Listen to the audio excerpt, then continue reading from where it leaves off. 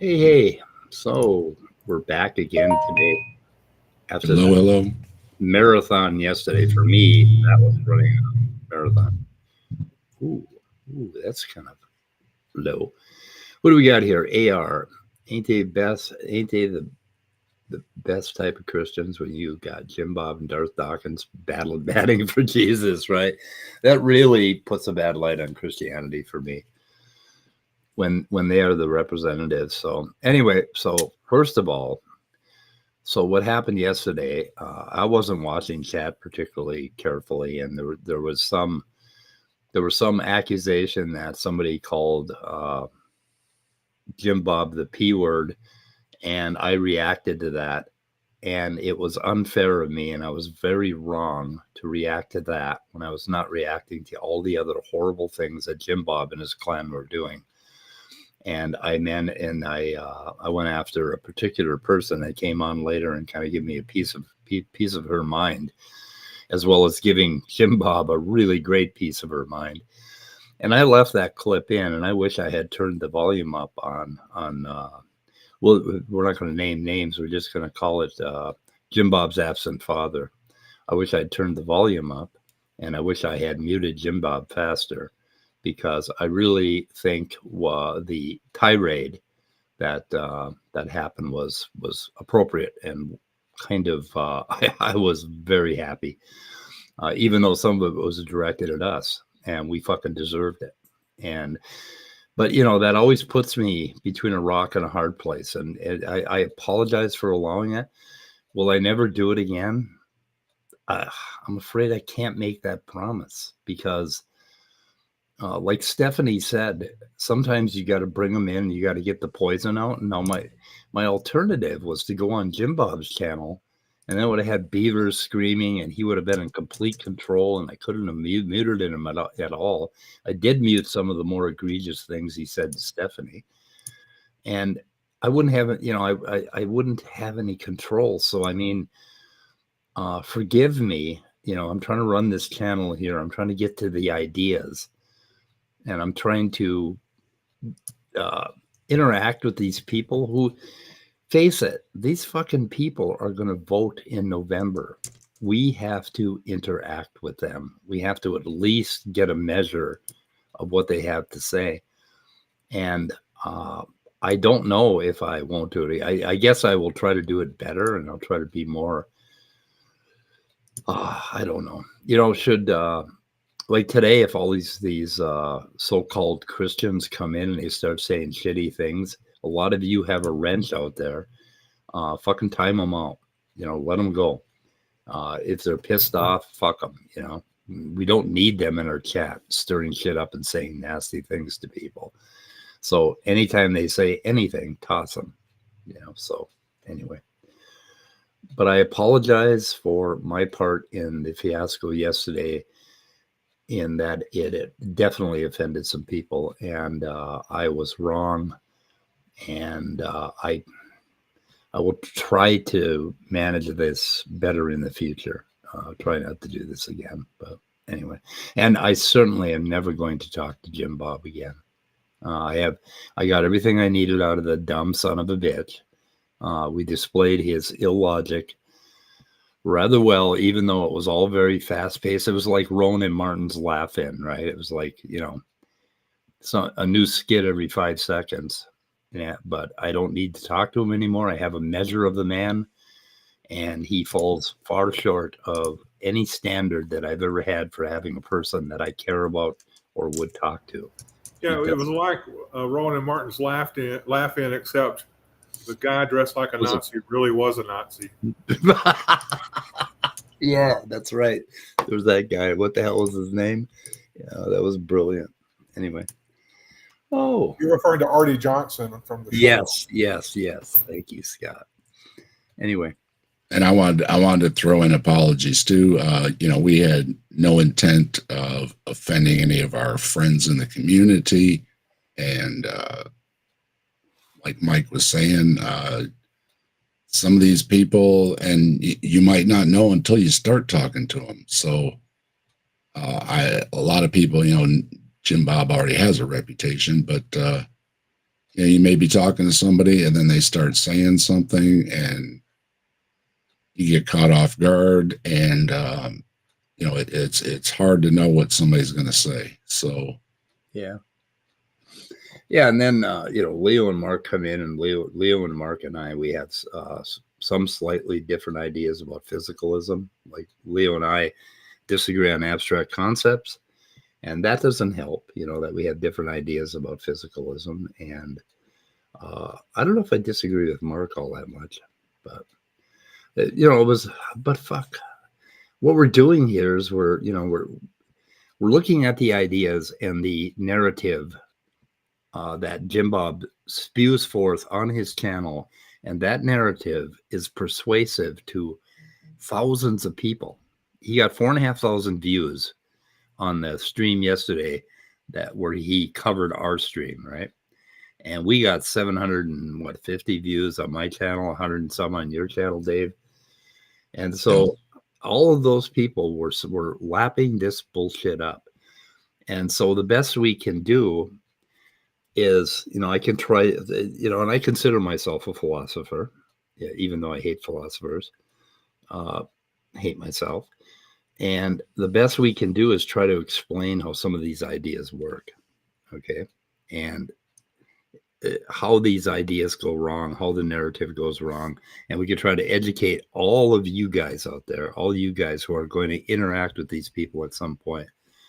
And I can try to persuade you to my hardened view of physicalism, because my hardened view of physicalism is absolutely immovable when it comes to this kind of bullshit.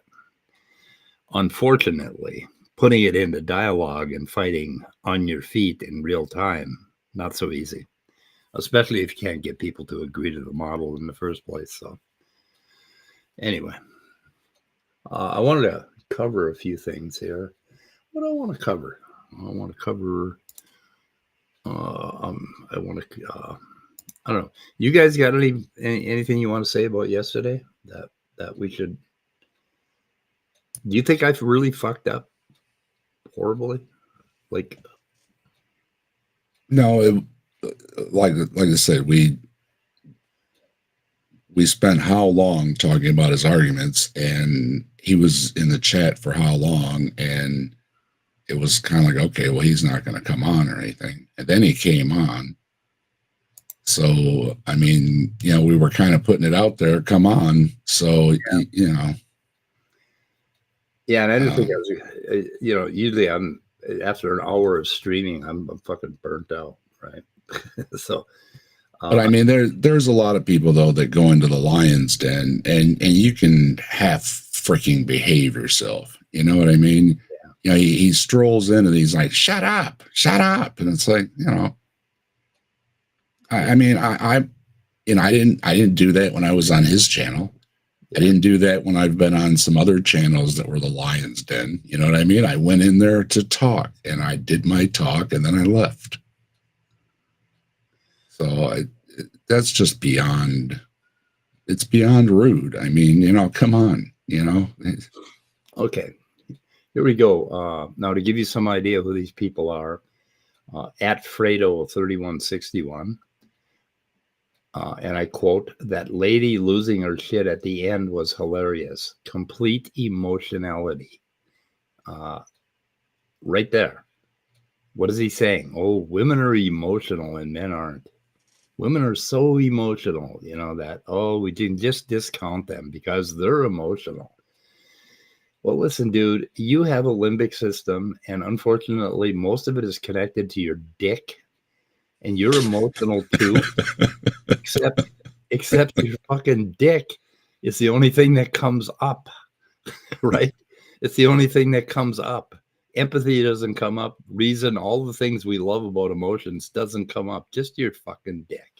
It's appealing to people's worst sides. That's all it is. It's stirring up, name calling and sexism, racism, bigotry on down the line.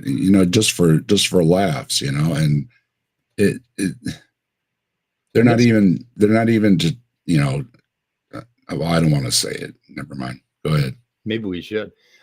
Okay, and it gets worse.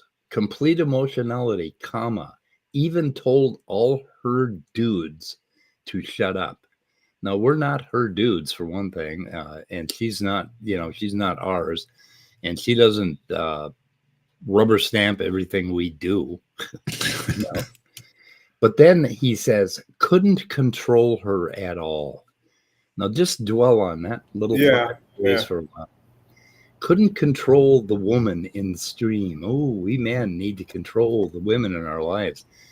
And that leads right into the whole fucking thing with domestic violence and why women are being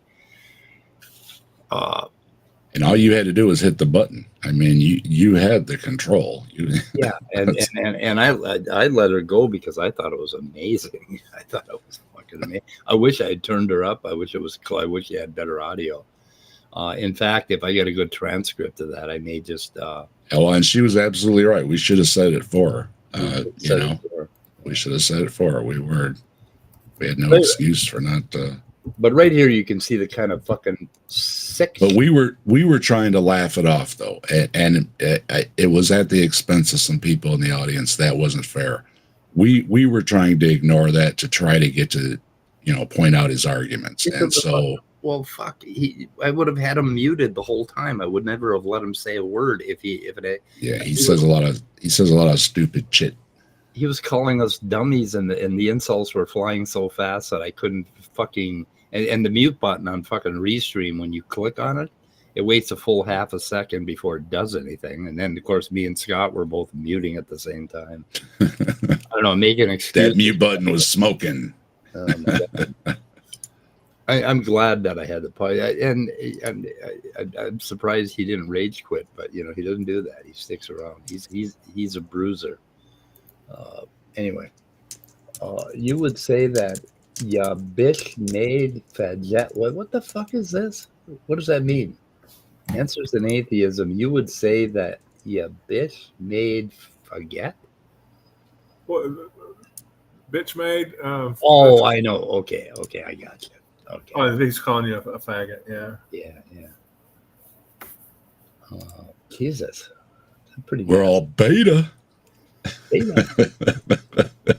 When we get back on the Stone Age, who's the first one getting fed to the wolves? I think you're going to be first. I'm proud of her and humbled. Spot on. What church that boy goes to? What's that? I wonder what church that boy goes to. Yeah, I know. Yeah. Oh, I'm sure they're all just. The ladies are all properly dressed, and they're sitting next to their little hubbies and taking. The funny thing is, I know a Christian couple who I've known them for 30, 40 years. There's Grayson's comment in there. I see. Where?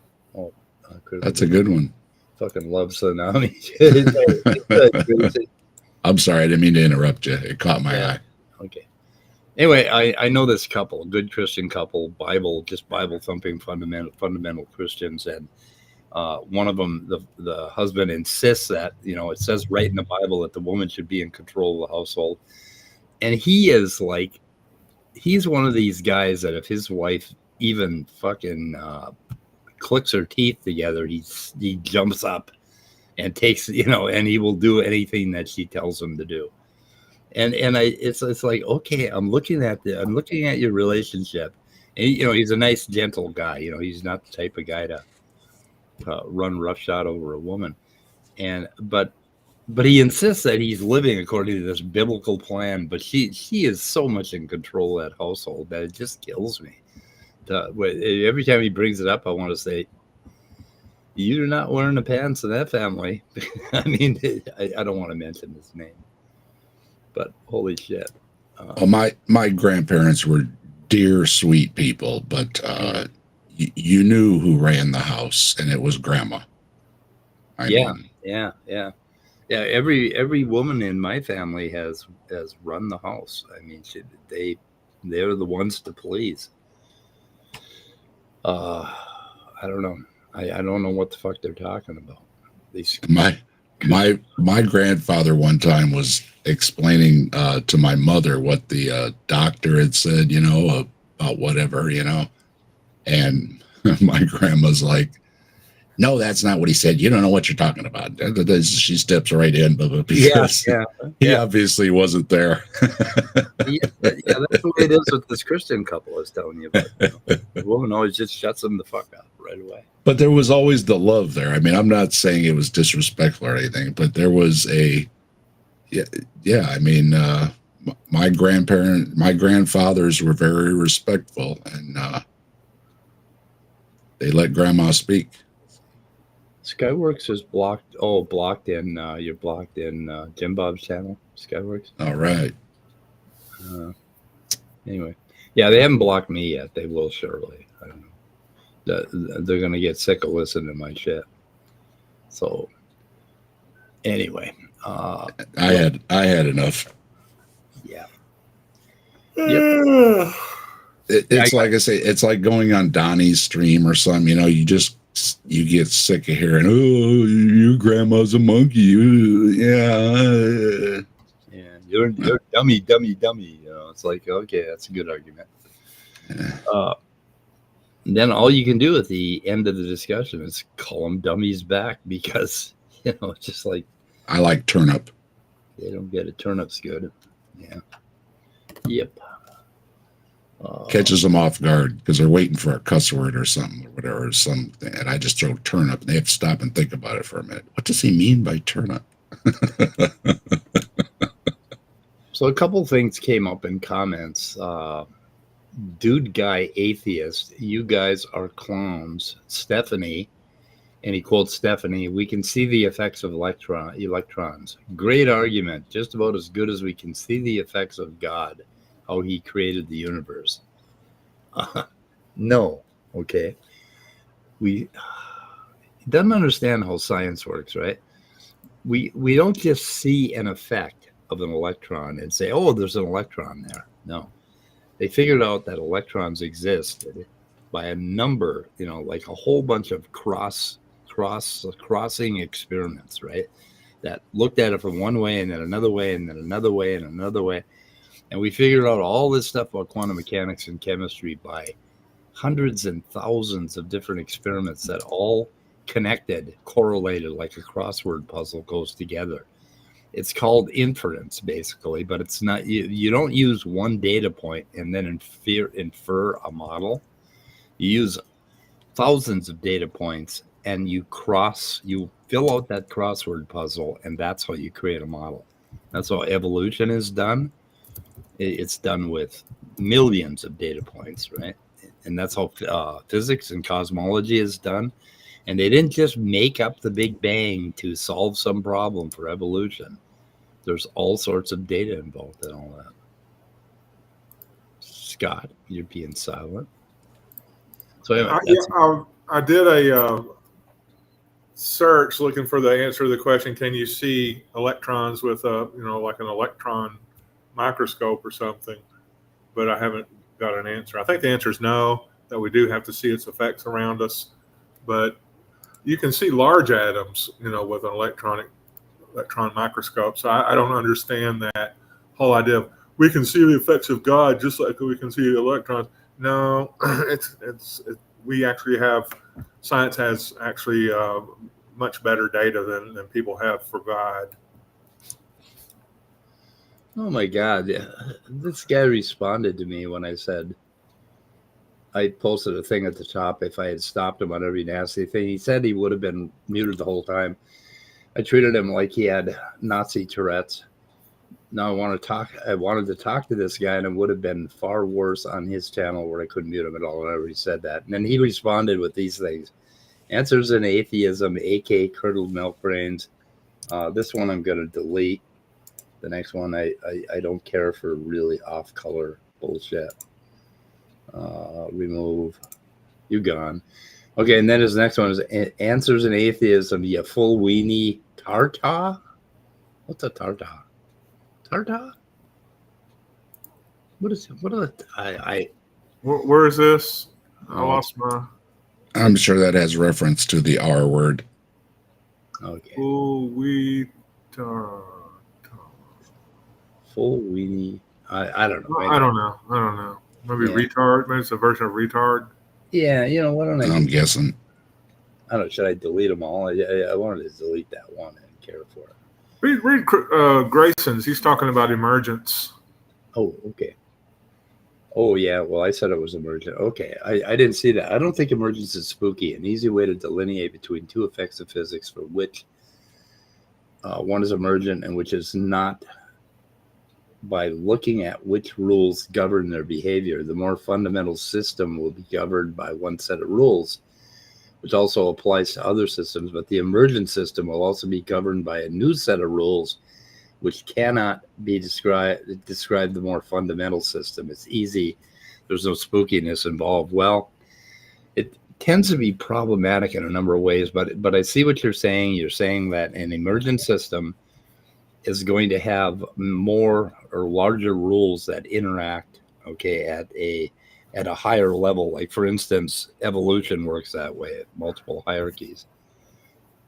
And the problem I have with it is all of the slamming and the way philosophers misuse the idea that something emerges and we can't possibly reduce it to anything, right? So I don't like emergence. I like supervenience. And supervenience says that nothing, A and B are related. So nothing happens in A without a correlating thing happening in B. Nothing happens in the mind without something happening in the brain. So the mind supervenes on the brain, even though the mind has its own complicated rules. Now, a lot of philosophers will say when the mind emerges from the brain that there's nothing we can do about it. We're never going to, they're Mysterians, they're never going to be able to explain it. And so I tend to shy away from emergence talk. And I listen to you, Dave, talk about emergence with Bobhead, DimBob, with DimBob. And JimBob was using all the tricks that come with the emergence territory, right, to counteract you. And, it kind of, he attacked you with it. So don't use emergence, use supervenience. It's a lot easier. There's nothing wrong with saying supervening systems have more complicated rules that we can identify at a macro level. So, yeah. My terminology may not always be correct, but my idea was, though, that if you laid down neural pathways in the brain, that's physical. Yeah. That's that, and because he's throwing back, the physicalism thing, and I'm like, well, these things are observable and measurable and testable and demonstrable, and that's what more do you want? It's not physical. It's like, yes, it is. Leo, there are Mysterians that would claim that the emergence is so complicated, and they tend to slide into a spooky bit of territory. And I can find you some examples, and that's why what's wrong with just using supervenience? Why is supervenience not adequate? Oh, yeah, well, no, I'm not. Supervenience basically works on both emergent systems and any other kind of system. Supervenience just plain works all the time. It hooks it up. Yeah, I know. I said Mysterian because there are Mysterians out there that use that. And like I told you earlier, I cited Peter Atkins when they asked about information, and he said, the universe is full of information. All you need is a simple structure. You have information. So, yes, but they want to, of course, information like a code, it means God, et cetera, but he says, no, you don't need that. And then the simple structure can add complexity, and there you have it. Yeah.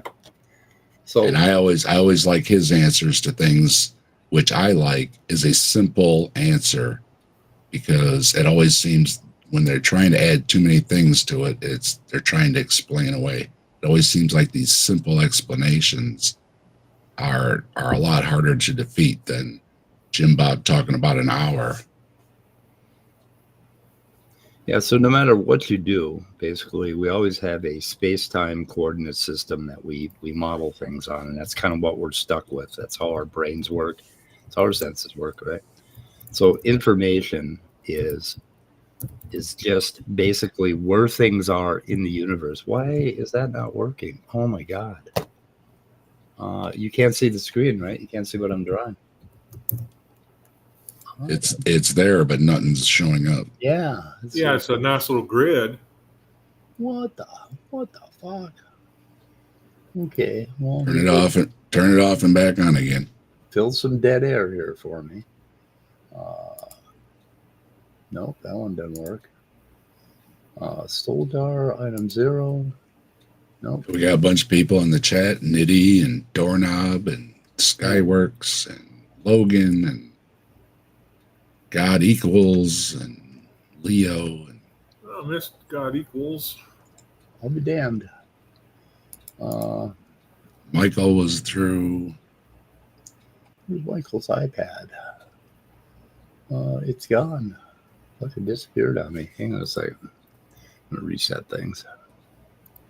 And we had BS Lewis and Swifter. Yeah, quit mirroring. Huh. Wow. Interesting.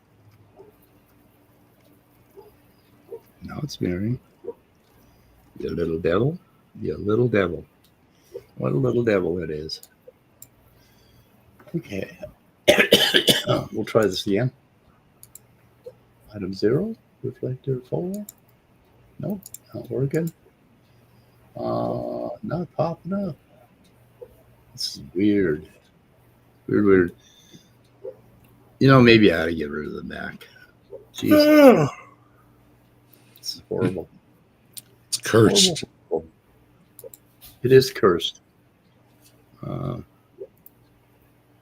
we go. I think we got it now. Anyway, okay. Anyway, I was saying, information is just where things are placed in the universe. So it has a physical substrate, right? Like if you have a magnetic tape, okay, imagine that this thing here is a disk drive or a magnetic tape or something, and it's storing information. Well, it's storing a 1 and a 0 and a 0 and a 0 and a 1 and a 0 because the magnetism is placed right here, right? Okay. Now he asked the question, he said, well, what happens to the information when all of the physical substrates that represent it disappear? Now, if that happens in the universe under physicalism, the information doesn't exist anymore anywhere. Okay, what he's trying to say is if you have a human being right here, and what happens if all the information disappears out here in the world, but the human being's still thinking about it? Well, I'm sorry, dude, under physicalism, it's still represented physically in some fashion in this creature's brain. Like if I remember this sequence of numbers 1 0 0 0 1 0 0 0 0 1, if I memorize that, in some respect, that information is stored in the relationship of particles, which would form neurons inside of my brain. So the information is still there, but it's physically represented inside of a brain. And he wanted to pull. They always pull this trick. They always try to get you to go inside the mind. The mind is so spooky, and it's like, oh, there's stuff there that is not physical. So they're dragging in. They're arguing with you about physicalism, but they won't accept the major premise of physicalism, which is every fucking thing is physical, including your mind. Okay, that's what you're arguing with him about, right? And they're trying, like he claims he's doing an internal critique, and then he comes up with this bullshit that information still exists when it's gone everywhere in the universe. Now, the other neat thing about information is that we can make a copy of it. We can just copy it right out. You know, we can make two pieces of information that have something in common, right? So we have, like, if you look at like how stars are clustered in the universe, right? That sort of thing. And then you look at another cluster over here. Okay. There's this particular thing forms like a triangle, and it could be exactly spaced in the same manner or very, very similar, right? So you have triangles in both spots. There's basically some homology between two different structures. We can make my little triangle here. Tell me if this makes sense, guys. Okay, we have three stars that are different stars, but they're arranged in a very similar pattern, right? So there's something homologous between these two different structures. And that's the really interesting thing about material in a space-time coordinate system, right? That it can have this homology between two different structures that are, you know, vastly far apart and vastly different.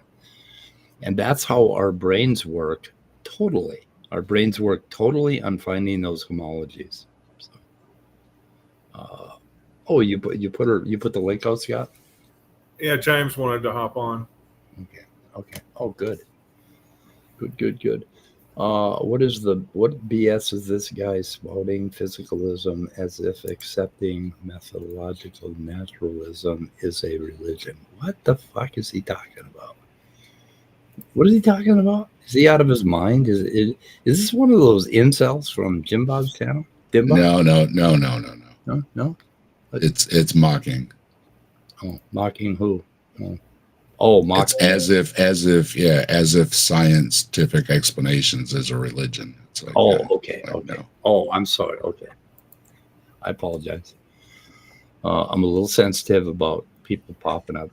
Star Song, have you been here before? Yep, I know Star Song. Yeah. Okay, I should recognize Star. I'm sorry.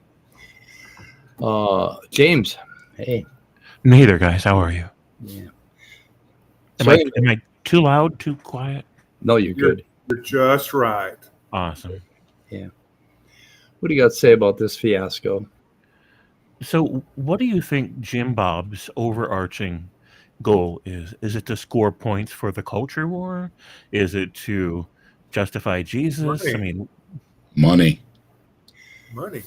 No, he had a whole bunch of super chats after he was done over here. Yeah. Oh. I'd say the first one and the second one, like money and the culture wars. But Well, he doesn't give a shit about Christianity. how much money is that worth? Because I might decide to like make some streams where I hate on you guys too. He pulled up. Mike was just saying he raised $2,000 to pay for his travel to Miami. The red pill community to go out and talk to the red pill. They paid for him to go on vacation. It doesn't surprise me at all that he's in the red pill community. Mm-hmm. But man, I didn't know it paid so well to hate you guys. I might sign up for that. He gets $100. He gets $100 super chats. Yeah, James, please. So, I need a helmet. Mike has a lisp, and Scott is a hick. Yeah, you got that? Yeah. Okay, just say that a lot. I was laughing so hard every time he said crazy shit to you guys. Like, he meant for it to hurt. He wanted us to be upset, and it made my day every time he said it. Yeah, I got to go off on him and call him a little weenie, and your dick is a little willy. I came in later, and somebody was really yelling at him and calling him out and cussing him out. Who was that? That was should we say it was Sumami. Oh, is that who that was? Yeah. That was already. That was good. And he kind of shut his mouth during that. I mean, he was, trying to make a few comments, but he was mostly sputtering. And he actually took his video down and cut that part out and uploaded it again. Wow. Because I don't think his skin is thick enough to hear what that person was telling him. I remember at one point he tried doing a comeback to say, "How many abortions have you had?" Let me guess, 3. Yeah, what does that have to do with anything? Nothing. He just couldn't think of anything. And my response to dog that was whistles. Yeah. He's like, was it 2 or 3 abortions? My response would have been 2.5. Somehow you managed to survive. Sorry about the brain damage. Yeah, it didn't So- take fully. Yeah. You just got half the brain development or whatever. Yeah, there you go. Sorry. I just wanted to get have an overarching understanding of the larger scene here because I felt like I was missing something. Yeah. No, we want to make it perfectly clear. So you go ahead and, say what you got to say, James, because we all agree he's garbage. Yeah. And we were in no way whatsoever trying to platform any of his garbage. Right. What I would love to have, if I did a stream about it, I would love to have some Christians come on, listen to his content, and denounce him in the name of the Jesus. Yeah, I think that would be good. Yeah. I don't think it'd be hard to find either, because I think most Christians, usually when we run into Christians here on the interwebs, they're the hardened apologists, right, and their fanboys. But most Christians aren't that way, right? And I think most Christians, if they were to listen to some presuppositional nonsense and all the hateful, awful things, the ways that they behave, Yeah, I think they'd be quicker than us to denounce all of it. yeah. And there are, I'm guessing there are a lot of Christian women in this country that don't agree with this bullshit that they keep spewing about, oh, you're just being emotional, man.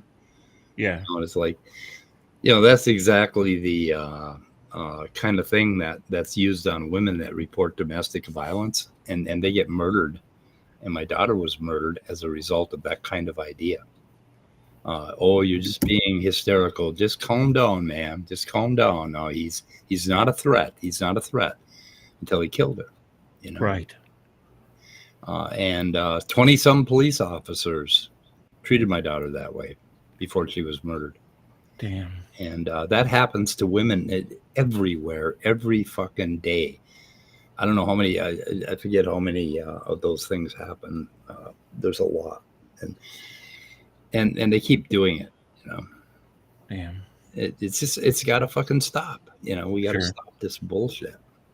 Right. I mean, I've seen the other side of it too. I remember I was married to somebody that was a very abusive woman. Yeah. He had intense psychiatric issues, and the police would always have this disposition that you're the man. If she's getting away with this, it's your fault somehow. It's your fault. Yeah.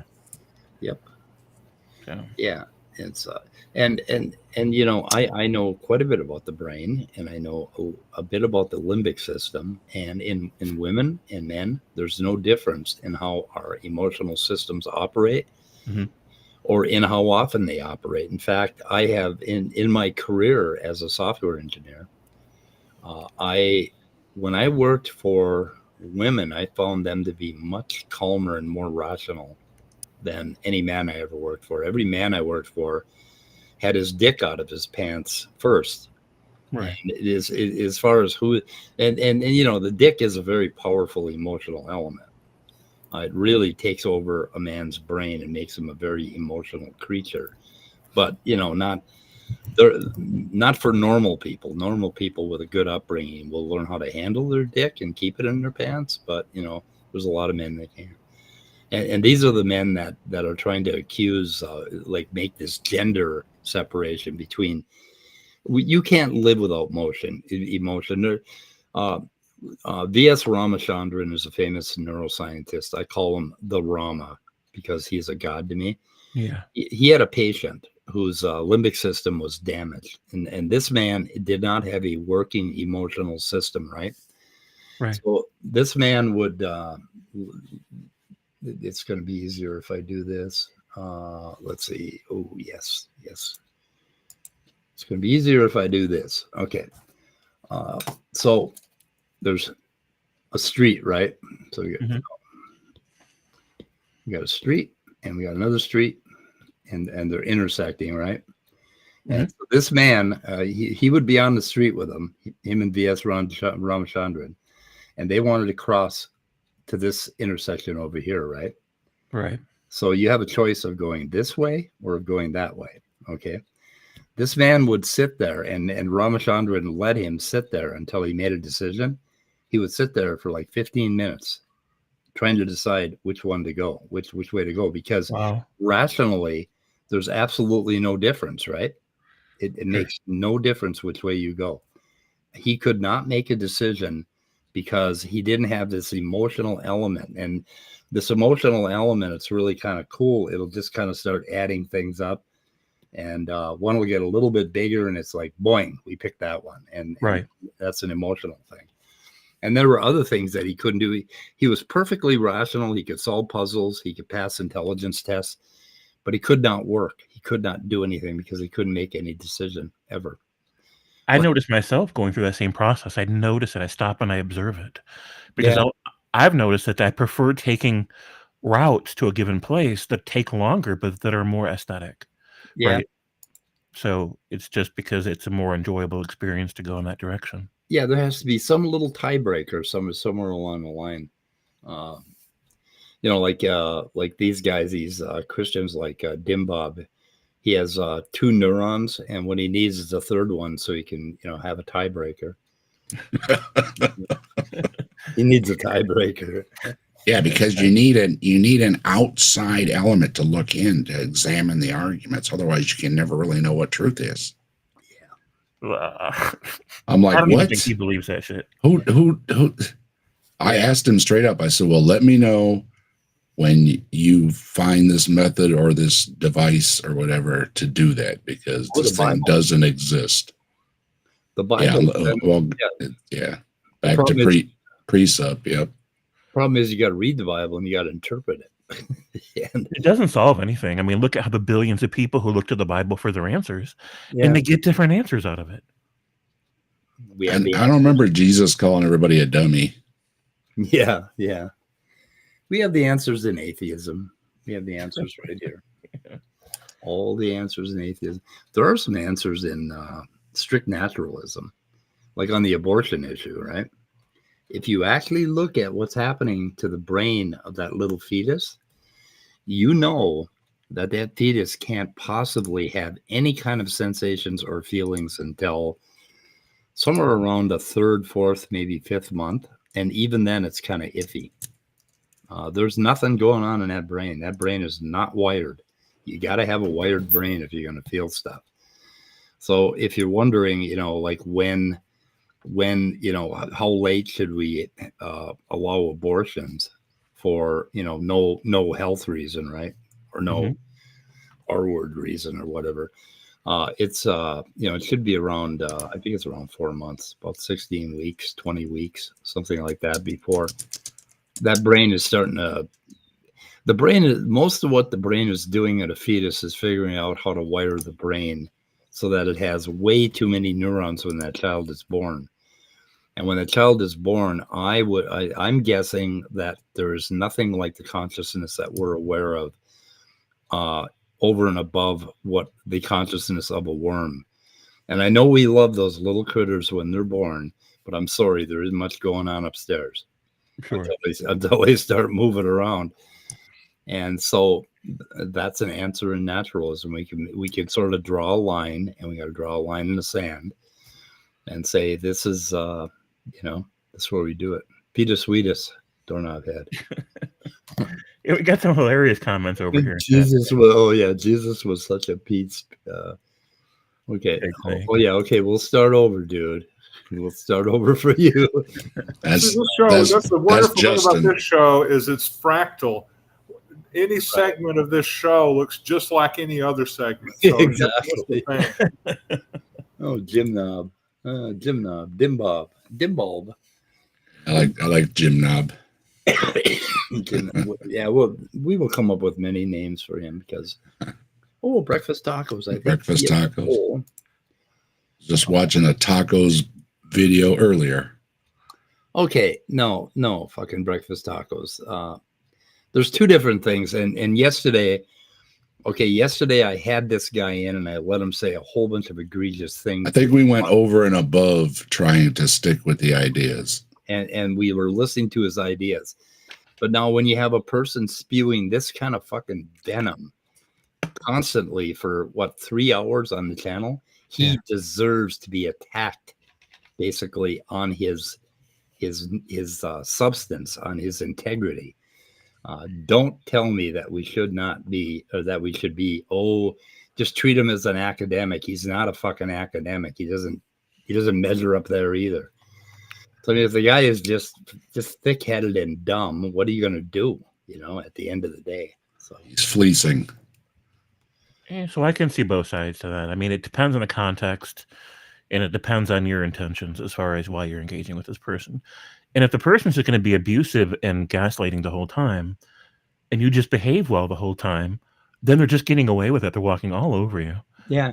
They're still going to market it later, which is the real reason they're there in the first place. And that's what we were apologizing to the audience earlier, because we were trying to let things slide and trying to get back to the argument. We were doing exactly what you recommend, and we did math. And a lot of our audience was offended that we didn't get on it more. So it was a very difficult situation.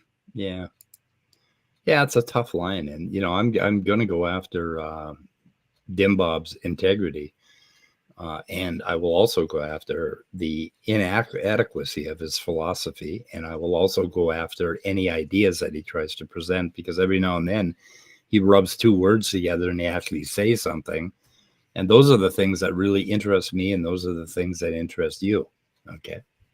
And one of the reasons that I don't, well, maybe something slipped here and there, but I try not to cuss on my channel, is because advice I got from folks like Paula Gia and many others, that if you cuss, believers are going to tune you out. And you go onto a Christian channel and you get cussed out. And it's like, it's really difficult when we're making this effort, and then it's just thrown in your face. It's really hard. Yeah, JimBob could have been perfectly reasonable on this channel. He could have shut his fucking mouth and been polite, because we were polite to him. We didn't come out of the gate attacking him. At least I can't remember doing that. I just like, okay, let's talk. I wanted to have a calm conversation with him. He was more worried about a few things that were said in the chat. And it's like, well, and here's the guy telling everybody, boo-hoo, grow a spine. It's like, what are you looking at the chat for? You know? And he's being a little snowflake. I don't know. It's often a catch-22 anyways in these situations. It was. It's like with Matt Dillahunty, he's one of my favorite examples, because on one hand, all that anger does is feed the idea of the stereotypical angry atheist. But on the other hand, if he's always civil with them and overly patient with them, they're going to walk all over him. They're going to manipulate and exploit his time and his patience.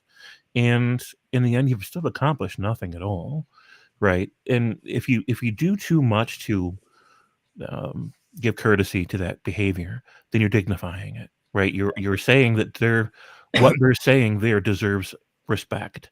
And when what they're saying and how they're behaving doesn't deserve respect, then you shouldn't give it, right? It's a catch-22, because no matter which side you go with that, you're going to lose some people on that. They're going to think you should have went the other way. Fetus. Yeah, I would have aborted that one too. Anyway, let's see.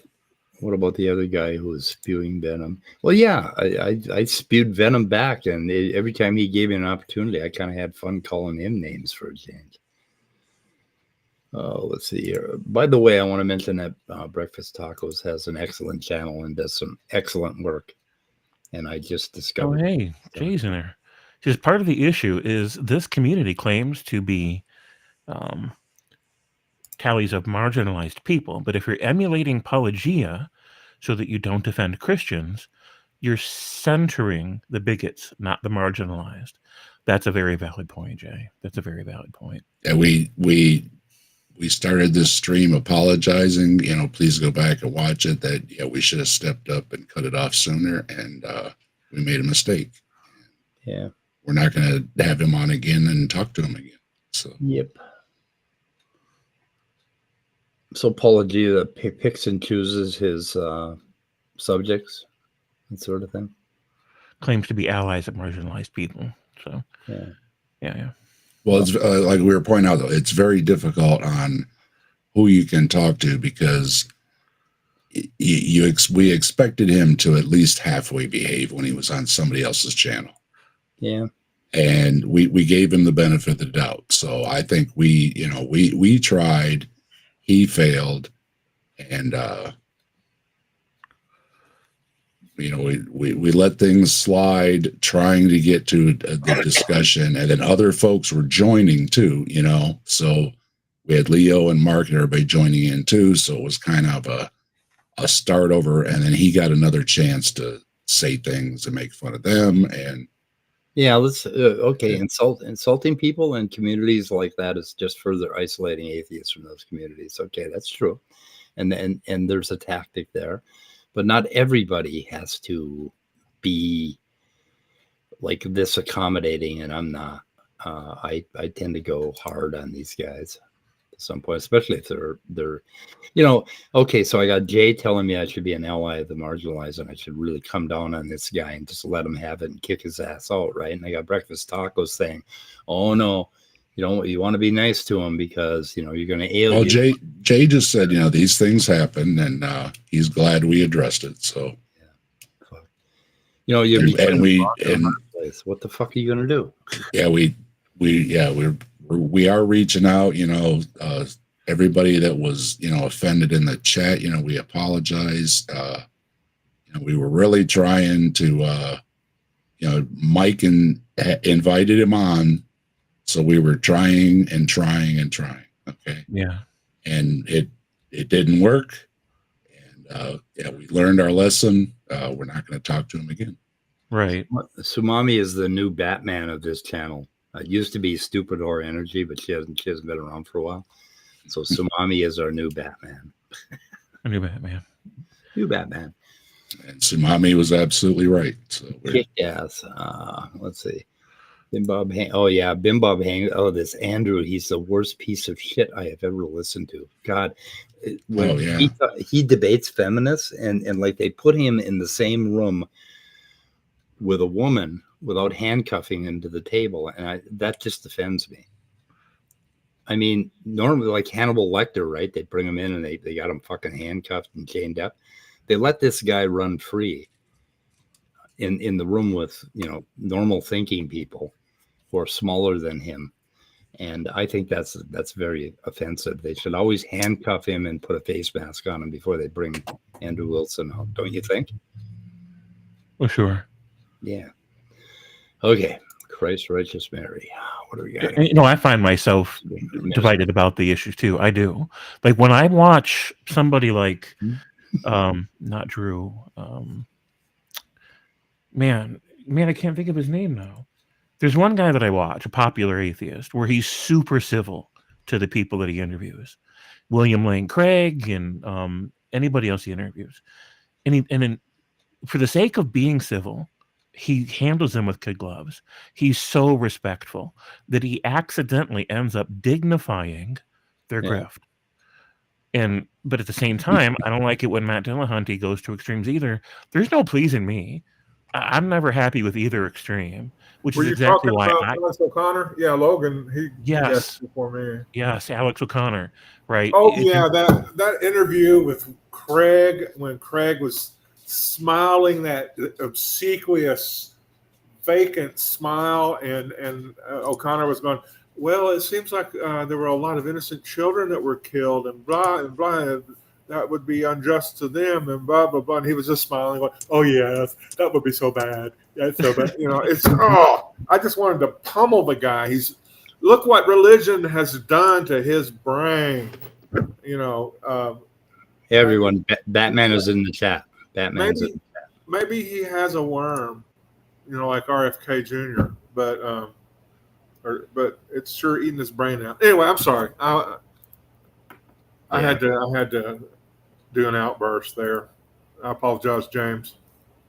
Oh no, don't apologize to me. I mean, my point was made, and you're spot on. There's still great conversation happening in the chat there.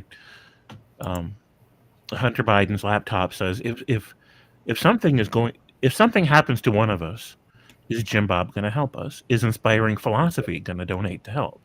Our marginalized friends will always be there for us. Let's not forget that. Yeah. So Right. breakfast tacos is responding to tsunami. They should stop that shit too, but they're not going to stop that shit. They're making their money on that shit and they're promoting it. They 4,500 views yesterday where they went off on us and called us all sorts of names, and they go off on this whole fucking when you hear them talk about women is just fucking cringy as shit ever. And I'm supposed to just let that happen and without insulting this guy. Plus, his philosophy is so fucking weak, breakfast tacos, that like I say, when I showed it to a professor, that's all he could do is laugh at the guy and sputter. I mean, he didn't even know where to begin to attack such a horrible idea. I mean, you guys did a good job, and Logic did a good job, and I think I've done a pretty good job. I don't know. But yeah, it ain't going to stop on both sides. It isn't going to stop just because you're nice to them. You're just going to get your ass kicked over and over again. Attack the ideas. I know it's a lofty ideal, attacking the ideas, but Yeah, Hank is saying, "Oh, the crew outnumbered and everything," and it's like, no. It was one-on-one. We were letting it go one-on-one. There was no ganging up on him. That's baloney. I didn't say a word. I didn't say a word so much. Mike muted me and forgot about me. So that's how little I chimed in. Okay, I don't hear about no ganging up. I would have been the wrong guy to do the interview. I would have been so civil and so polite and so accommodating that I would have dignified the grift, and I would have felt bad about it later, right? If I had done exactly what Tacos is saying somebody should have done, which is what I would have done, I would have felt dirty about it later because they would have gotten away with too much and I would have been dignifying it. Well, I would have talked to him just on the philosophy if he had kept his goddamn mouth shut and hadn't been so insulting to everybody. I muted him before he said some really bad shit. And then I didn't when he managed to get it out because it was like a fucking it was a clown show actually when everybody got going. It was horrible. Oh, hello, Hank. How are you today? Yeah. Berating people just pushes them deeper into their hole. Well, the public figures. What's that, James? Go ahead. No, finish. Sorry. BS asked a question. I was reading it. Go ahead. Okay, berating people just pushes them deeper into their hole. There's no hope for JimBob. He's making money. He's a public figure. There's no hope for the public figures. And yes, you can attack them based on their integrity. That is a big part of who we are as human beings. We come with our morals on our sleeve. We are meant to be, moral all over the place. And when these guys don't do that, you are perfectly right in calling them out, especially with the kind of shit that's going on his channel. And when I was on his channel, I behaved. Okay. Now you wanted to. Okay, I'm behind here. It's not the same tsunami. Breakfast time. I know the guy was an idiot and everything and what he was saying and stuff. And I behaved when I went on his channel. I mean, it was just coming over here and doing his shtick of shut up and all. And it's like, you're not on, you're on somebody else's channel. It's just beyond disgusting. I mean, have some freaking basic manners, man. I mean, you're a grown man. You don't have enough manners. That's like when people say, oh, this and that about church or something. Like, if I went to a church, I'm not going to be running my mouth, insulting people or anything. There's probably a reason I'm there. There's a wedding or a funeral or something or whatever. And I'm not going to say things just because I'm in a church, because I have some freaking manners, Gosh. Right. Well, I mean, at some point, I think his behavior became so bad, we probably should have just removed him, kept him removed, and then had our own discussion. I think that probably would have been better. Yeah, that is a great ideal, breakfast tacos, and that's how you run your channel. And I run mine a little differently. So anyway, let's see. You can't. And I like to think that I'll have a civil discourse with anybody. Like I say, when I've gone on other channels, even when they were insulting me, I let it slide and I behaved. So I do give it an effort. Okay. Right. But there are a few people that I just can't stand. I'm sorry. Just the way it is. Yeah, they would. If JimBob and his clan had their way, okay, it would be a patriarchy, and we wouldn't let women vote, and they pretty much made that clear. And we would take care of the little women, right? Because we're bigger, stronger males. And the other thing he would do is he would make force the idea of the day, right? The greater force. And the problem with that is that if you take all the men in the world, okay, and you divide them up into who's bigger and who's smaller, you're going to end up with a fucking gradient. And if you draw the line somewhere and you take all the small men in the world and let all the big men attack them, that's the kind of thinking that they're employing. And that, I don't know if that's exactly a Nazi idea, kind of, because they did it with force, right? But I mean, it certainly isn't an idea we want in this fucking country. I mean, Jesus Christ. Yeah, see now and no in the chat there. He's a theist. We do not agree on a lot of things. But the other day I went on his channel and we talked about Bigfoot and we had a good time and we had a civil discussion and we didn't call each other names or anything. It was amazing. Yeah. And, we don't agree on a lot of this, especially theology. And I made it very clear that, I wasn't a believer and everything. And he didn't call me a dummy or anything. So how about that? Who was that you went on? It's see now and no. Oh, okay. It's over there on my chat. Yeah, I've had good talks with Christians. I used to have good talks with Sal Cordova, until he once upon a time until that one day. Yeah, until they just have to say, they just have to be a jerk because they get cornered or something. It's all right. I can't remember how I insulted him. I said something about him indicating that he wasn't exactly intellectually hitting a home run, and he got really offended by that. And of course, Atheist of the Month here was also called a troll by the same person. Right. So this person didn't change, okay? This person was Atheist of the Month. Thanks for, participating in the chat to being a troll because Dave didn't change. I haven't. You can ask my wife. Right. I don't change much. Okay. So. Breakfast tacos, you are a saint. You are a saint. We are not. I am not a saint. I mean, I get what he's saying. I'm not saying I disagree with it. It's just that there's got to be more nuance than that, right? Like I get both sides of it. Yeah, I mean, if I'm going to attack just his ideas, breakfast tacos, then I absolutely cannot have him in the conversation because you heard what he did yesterday. I try to put work into my videos and check their claims, and it's the only time I attack people is people who I think are taking advantage of people by grifting them and stuff, and I will call them a grifter. Andrew Cumming asks a question. Oh, where the hell am I in chat? Okay, I'm going to have to skip a bunch of chat, guys. I'm way the fuck behind. Where's that? He asks, is there a difference between giving a platform to someone like Kent Hovind versus someone like JimBob? Where do you draw the line, basically? Yeah. Well, yeah, I wouldn't give a platform to Kent Hovind either because he's nothing more than a wind-up doll that spews the narrative, and the narrative is what the poison is. And back, basically countering that narrative. I don't know how you get to these guys that buy into that kind of narrative. One day, I wouldn't talk to him, but I wouldn't knock other people who would talk to him and debate him and address his arguments because I can't. I also think you can't ignore them too much. Yeah.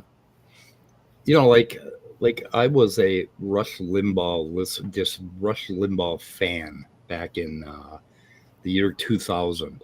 Okay, not that long ago, and I listened to Rush Limbaugh for years, and that's all I listened to. I listened to conservative talk radio, and I had my attitude about immigrants and everything.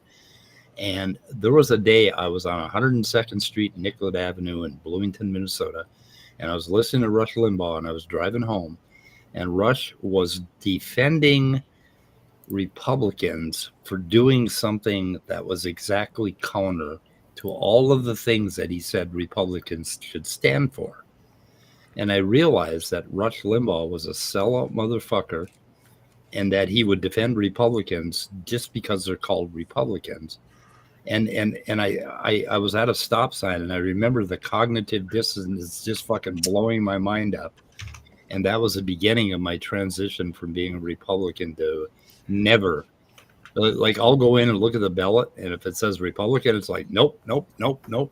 Oh, Bill Barr said Trump is dangerous, and he's basically insane, and he just completely badmouthed him. He said there's no way he should be anywhere near the White House. I got to step away from it. Are you going to vote for him if he's in the election? And he said, oh, yeah. Do come back, Scott. He's going to vote for him. It's like, oh, what? Okay. Yeah. Okay. Party loyalty. Going to vote for him anyway. Yeah. Okay, Star Song. Right in the middle of the Bible Belt. Oh my God. I couldn't go to AA meetings if I lived down south. I don't think I'd have to find something else. AJ's looking for a link, Mike. I think AJ is here. AJ. Okay, there it is. Right. Yep. Hello.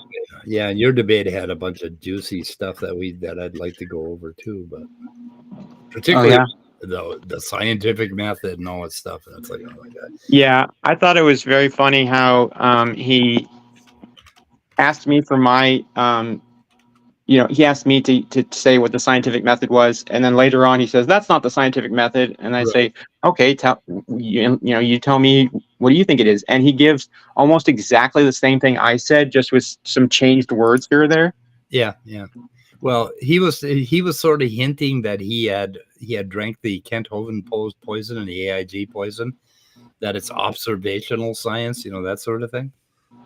And like what they don't get is the scientific method involves a number of different, like he was talking about what happens if you don't find the fossils that you're looking for. Like what would have happened if they didn't find Tiktaalik? Well, they didn't for 2 years. They kept looking, right? And then they found it, and that finding it confirmed that the timeline that they had and everything else was correct. We knew that there had to be a transition. Okay, and they figured out roughly where that transition would have happened, and then they went ahead and found it. And the other thing he was trying to hint at is it's almost like he's listened to all the creationist tapes, but he can't pony up the actual things like Donnie can, with his big long list of fucking PowerPoint notes. He was hinting at that other fossil that we found 15 million years later that also looked I think like a early transition from water to land, right? Or 15 million years later. And he was hinting at that. He was trying to say, well, what if you know what I mean? You remember the part of the conversation where he was saying, what if they found a bunch of false things that didn't support their hypothesis? And you were looking at him like he was like talking like an idiot, right? You remember that part? And it's like, yeah, okay, if you find, but if you find something that absolutely contradicts your hypothesis, then you have a problem. If you simply don't find what your hypothesis predict, I don't know what he was talking about. Yeah. Maybe polystrate trees? Was he referring to, because he was talking about things that were found in newer layers, that should have been older. I don't know what the fuck.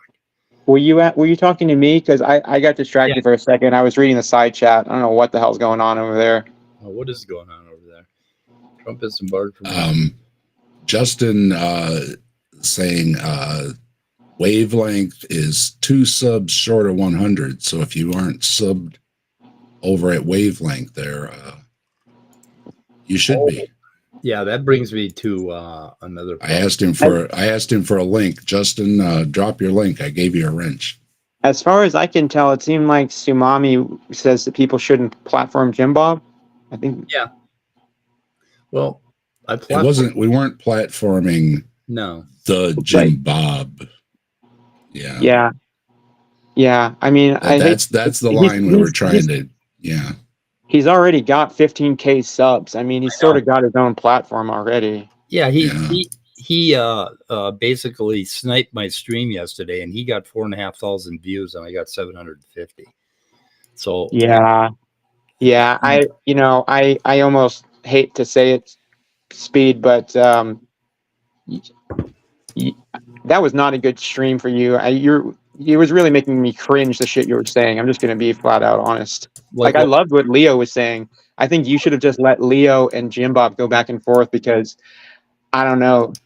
No, Like, Leo when you said that don't say that word, that's offensive, and he said, "What do you mean, mechanism? What did you? I didn't understand that part. Like, what were you talking? What mechanism in biology is just like But mechanism. why was that offensive? Okay, because I'm offended by it. Was that just a meme? What's that? I'm asking you. Was that just a joke? Yeah, I was making a joke, sort of, or I was Okay. making it bigger than it is. It was intellectually offensive to me to talk about mechanism, because mechanism is a wonderful way to teach biology, but it's not a wonderful way to understand what's happening in evolution. Okay, mechanism really doesn't apply at all.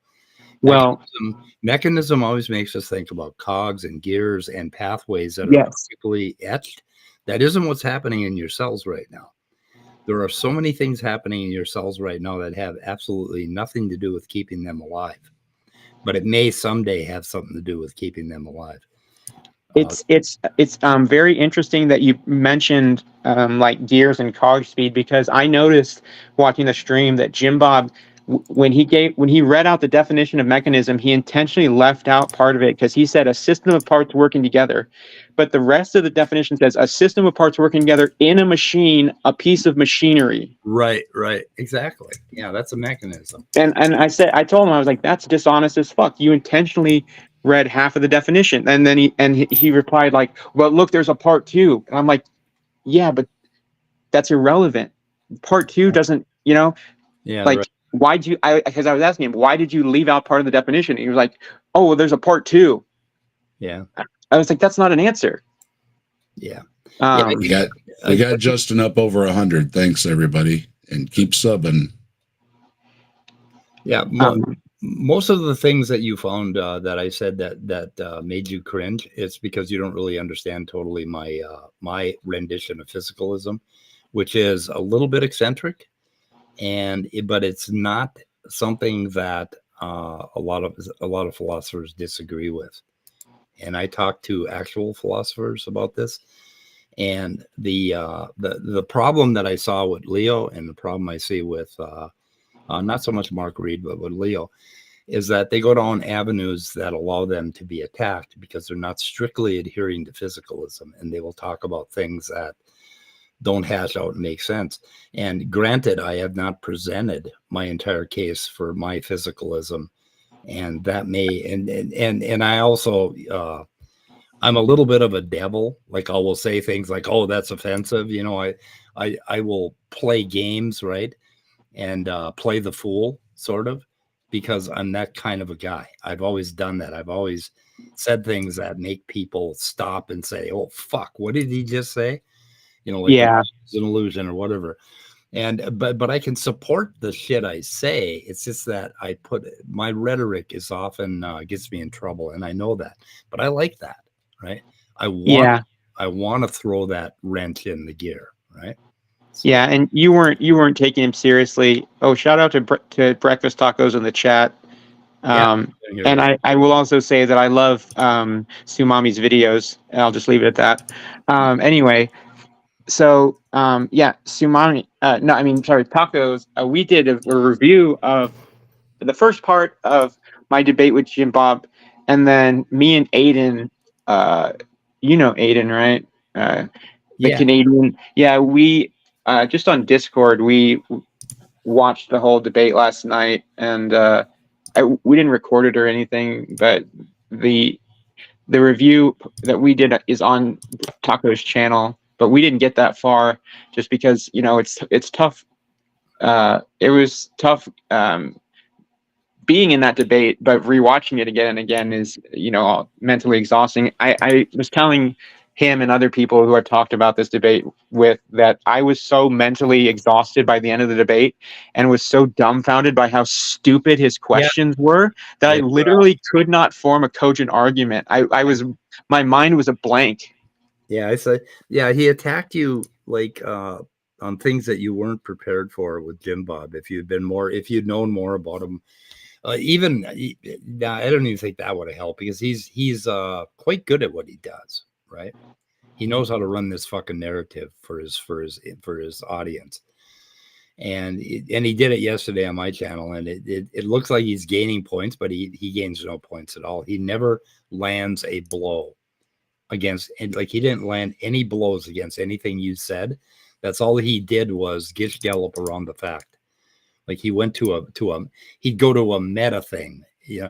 If like, okay, Mr. Anderson yesterday did that T video. And what he was talking about is when the creationist or the fool is about to hit the wall, they will throw you a red herring off to the right or left and make you take that turn so that they don't hit the wall. You know, you can't bring them home because they're controlling the show. And he was controlling you with memes and all kinds of shit. He was controlling you with the way he rolled his eyes. I mean, he was doing this whole fucking thing. You don't stand a chance on that channel. Mr. Anderson was the only person that probably survived over there that I've seen. I don't know anybody else that's done well over on JimBob's channel. Anyway, but no, you did pretty goddamn good, and you got a few zingers in, and that was there was what was the one that everybody called out? Can't remember. You got a good shot in here and there. So anyway. Am I muted? No, am I muted? I'm not sure. I think my sound dropped out. He's early in the debate, he asked me for like the ratio of confirmed predictions that had come true for paleontologists versus mistakes they'd made, and I said, well, I don't know that statistic off the top of my head, and he's like, oh, that's convenient. And then later on, I know in the debate, I turned it around on him, and my viewers loved that. Yeah, that was a good one. Yeah, that's convenient. Yeah, yeah, because and you know, when I did it to him, or when he did it to me, it was based on a bullshit premise, because you can't compare the way that they found Tiktaalik to the way that paleontologists normally find fossils, because usually paleontologists will go to dig sites, they'll go to areas that they suspect fossils are, and they'll dig and they'll find what they find. But Neil Shubin, they knew where exactly to look based on 3 locations that they narrowed it down based on cross-confirming sites that Tiktaalik might be based on the years, how many millions of years ago it was alive, versus areas that would be exposed to the topsoil. Yeah. And that's just not how fossils are normally found. That's why it's so special. It's an outlier. Right. It was an outlier, yeah, and it was just it was a wonderful moment for paleontology and for evolutionary biology. We knew there was a transition, I mean, there had to be. And the transition, like from fin to limb, is absolutely incredible to study at an embryological level, to find out what exactly is happening in the embryo to develop those differences in limbs. It's actually a very small amount of mutations that actually change a fin into a limb, which is pretty cool. And there's a lot of interesting science around that. But yeah, that was But he had nothing. He was sort of like making a gesture towards some AIG bullshit that he had heard about in the past. And that's all he knows. He knows nothing about science at all. You can tell he knows nothing about science when you try to talk to him about physicalism, right? He has no idea how the scientific mind would work, and come up with reasonable fucking conclusions. And it's really obvious that he's one of these people that do not think in a sciencey way, I guess is how you could put it.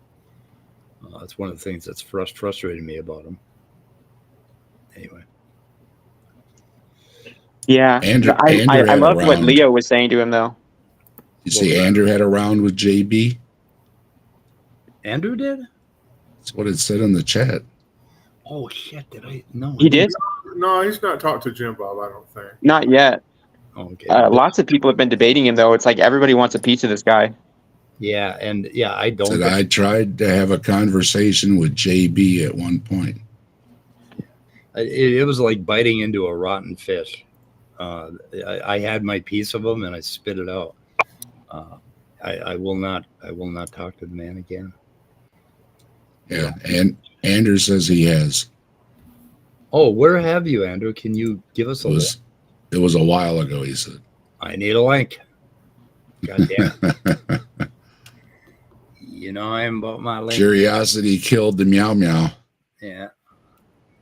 God damn it. Yeah, that would be interesting. But his method of reasoning is just so narrative based and so showman. You know, it's all showmanship and but he's real slippery. He'll go to the meta thing, like, you know, when you get him on something, he'll say, "Well, how do you come to knowledge? You know, if you're an atheist, you know, he'll go to the meta discussion, right? And you're like, what? Or like yesterday, Leo and Mark Reed and him were having a conversation about, are you saying that rationality is not happening here, or that we're not going to presuppose rationality before we have an argument?" And JimBob slipped all over the place on that. That was the discussion. I mean, if you're going to throw rationality out of the thing, you may as well throw out the fact that we understand each other's words, you know, and say, "Oh, we can't communicate." And that's what happens to solipsism. When the solipsist starts to win the argument, you slowly disappear, and you got to ask the guy, who are you arguing with? Because, you know, you're proving to me that, you know, you're the only thing in the world. Your mind is the only thing in the world. Who exactly are you arguing with? You're starting to sound like you're batshit. Anyway. Holy shit, he did what? Star Song said Aaron Ra has a video up. Religious Identity and Politics is the title. Okay. Yeah, he kept every time I'd say something, he'd say head injury or meds or whatever. I know. So, Oh, yeah. Like he called me the R word, and like it was annoying because I assumed you watched the whole debate, but he was. I wouldn't let anybody call going me out of my way to be nice, and he was just increasingly more and more hostile and just insulting me until eventually I just got pissed off and told him "fuck you" and left. And then I came back on and just was like, "Oh, I didn't." I basically just came back on and said like, "Oh, I didn't mean to lose my temper." And then I plugged my channel, and his side chat was saying that I was a good sport. They wanted me to come back on. Yeah. JimBob says I'm welcome back anytime, which I don't know. And at the very beginning of the debate, like I don't mean to hog all the talk time, but I asked him flat out because I literally went to that debate blind. I hadn't seen any of his debates. I didn't know what his positions were, other than some assumptions I can make. I just know that he debated Grayson and Mr. Anderson, and those are my friends. And he was doing a video about Mr. Anderson, or a stream, talking mad shit, saying really nasty things about him. And so I was like, I want a piece of this guy. You know what I mean? Yeah. And I went on there and I asked him, "Are you a Christian?" He said, "Yes." I said, "Are you a young earther?" And he said, he wouldn't answer. Yeah, he wouldn't answer. He said, I don't know. Like he wouldn't answer one way or the other if he's like thinks the universe is, you know, billions of years old or thousands. He wouldn't answer that. And he's also a flat earther. I also am pretty sure that he's an anti-vaxxer. Yeah. He's an anti-LGBT bigot. He's probably a Nazi. Yeah, probably. He is. So that video. Also, his just one more thing. His art style that he draws with is fucking hideously ugly. Yeah, I'm done. Yeah, it is bad. So Evolution Boi Responds is the one where Andrew was talking to JimBob. So, and that was on Made by JimBob. Oh my God, you went on there, Andrew. Andrew, you'll just subject yourself to anything. Andrew still talks to Donnie sometimes. I don't know. Anyway. Donnie just puts me in a corner every time I comment. Nitty, is that true? He believes the moon landing is fake? Oh my. I don't know. Is that true? Holy shit. Let's see. He is so okay. Basically the epitome of science and philosophy. Yeah. Church. Yeah, he buys in all the bullshit. Yeah, he sells books of his shitty drawings, and it's all about Bill Gates vaccinating people and saying Buzz Aldrin saying that, oh, I didn't go to the moon. Oh, and you know, what he said at the very end of my stream is that the planet's not overcrowded, we're not destroying the planet, and that we have an unlimited amount of oil and natural resources. Yeah, they think, and then he was talking about oil from dinosaur bones. It's like, well, I said dinosaur bones like sort of as a figure of speech, but I also said algae, and algae is where we get oil from. And the but he latched on to me saying dinosaur bones. Yeah, swampy jungles, and it takes a long fucking time for that. I mean, it's like we have an unlimited supply of oil, they think, and God forbid if we do, because we're going to put it out in the atmosphere, right? At an incredible rate. Yeah. Like,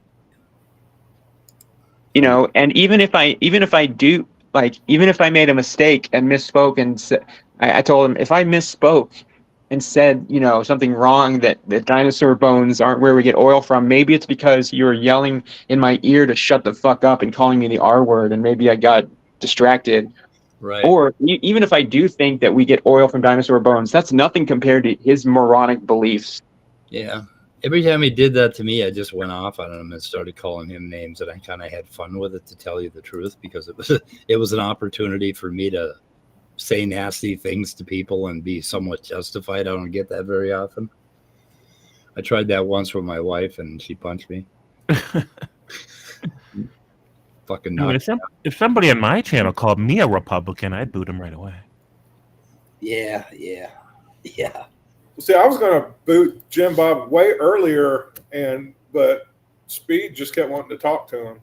Oh, come on. You're blaming... Oh, Scott, we got to talk. Yeah, you did. You did want to talk to him. He was calling people names, telling them to shut up, and a few times when I muted him, I was about to kick him out, but then you didn't want me to. So usually my co-host has my back. Not but this time. Jesus, not this time. Yeah, I don't know. I was going to mention it to you. I was going to mention it to you in private, but I didn't. I did it now. Well, that's what we were saying. We were trying to just go, yeah, F you too, and back to the argument. You know what I mean? Yeah, whatever. And maybe we, went a little too long with it. Yeah, but that was our mistake. Mark Reed and Leo wanted a piece of them, and our channel was a very good place for that to happen, I think, rather than having them go out there, right? Yeah. So I don't know. To me, if it never gets to that point where they're calling names or whatever, that's fine with me. Go ahead and obviously have that debate, but I just don't want people to be that disrespectful. If you had the same conversation but at my house and oh god, I would have called people names like that, you would have been booted out and might have had some buckshot in your ass. Out of my house, and I felt really bad keeping them in, and I don't think I want things to get that foul just because. Let's call it an exception. It was an exception. It was an exception. Yeah. Let's not do it again. Yeah. You got it out of your system, Speed, and you know that I don't want to say I love you. I sort of like you. I got my start on this channel. And Amy Newman's channel on this channel. I used to stream every single day on this channel, and me and Speed and I feel bad. Scott, we went to Faithless Forum together. Yeah. And Speed said that look at him, he's going to be a great YouTuber. Look how motivated he is, and it was true. Yeah. And look at me now. Yeah, you did well. That was when I hit 2,000 subs that weekend. I've never seen a more serious person at that. Yeah, thing. you were focused. You were, and you cut out. You were real efficient in cutting out that time to do the interviews of other streamers and stuff. Yep. So Yeah, I cut out my interview with Erica and put it up as his own video on my channel because she's blown up recently, and I want to try and leech off some of her popularity. Like, hey, look, I talked to her. Can I have some of her subs? Yeah. I mean, I know I have some subs, but she's got over 100,000. Come on. Erica How did that was- happen? When did that happen? She was at like Erica was- 10K that weekend. Erica was on my channel when she was smaller than me.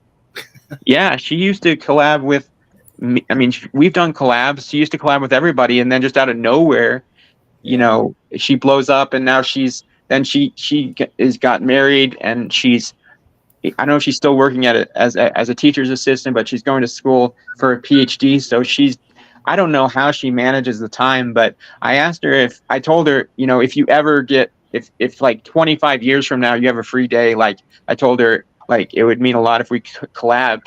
And she said that, you know, she said that she sort of seemed like she replied to my message, which I was pretty excited about. So She's busy as hell. yeah. But maybe like in a decade, I'm going to have a collab with her, and you guys are going to see my channel explode. Yeah.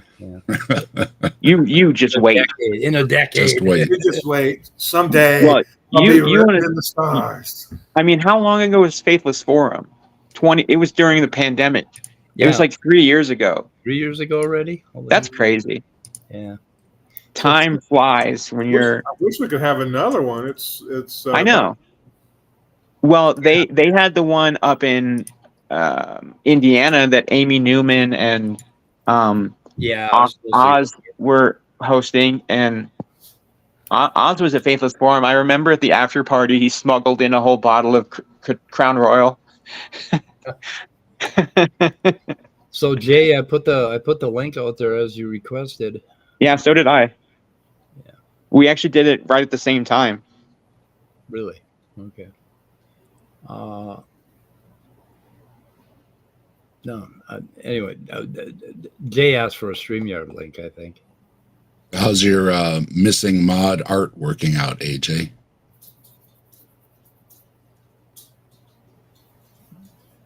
I don't know what happened to AJ. What AJ got happened to AJ? distracted again. He got distracted again. Hey Jay, how's There it it going? is. Hey, can you guys hear me? Sorry for the delay. We have so many people on today that I didn't even notice the tile. Yeah, no. I no thought you guys were worries. saying AJ, but you were saying Hey Jay. Yeah, hey Jay. Yeah. No, I asked how you liked the missing mod paint Yeah, lessons. I caught that. Missing Mod, me and her have a love-hate relationship. But she's a good artist, you know, and so am I. This But, is a young earther, right? She's a flat earther. Flatter. Oh my god. Oh my god. She's a young earther. I'm just gonna say yes because she's a very strong Hovind fan. So Jay, am I an asshole? So I'm not I'm not here could've to call anybody names. You could have just said no. No, Mike, I don't think you're an asshole. At all. But I do understand where people's disappointment comes from in these situations, and there's just some things I think we should think about. So one thing that's kind of become important to me is this notion of counter spaces.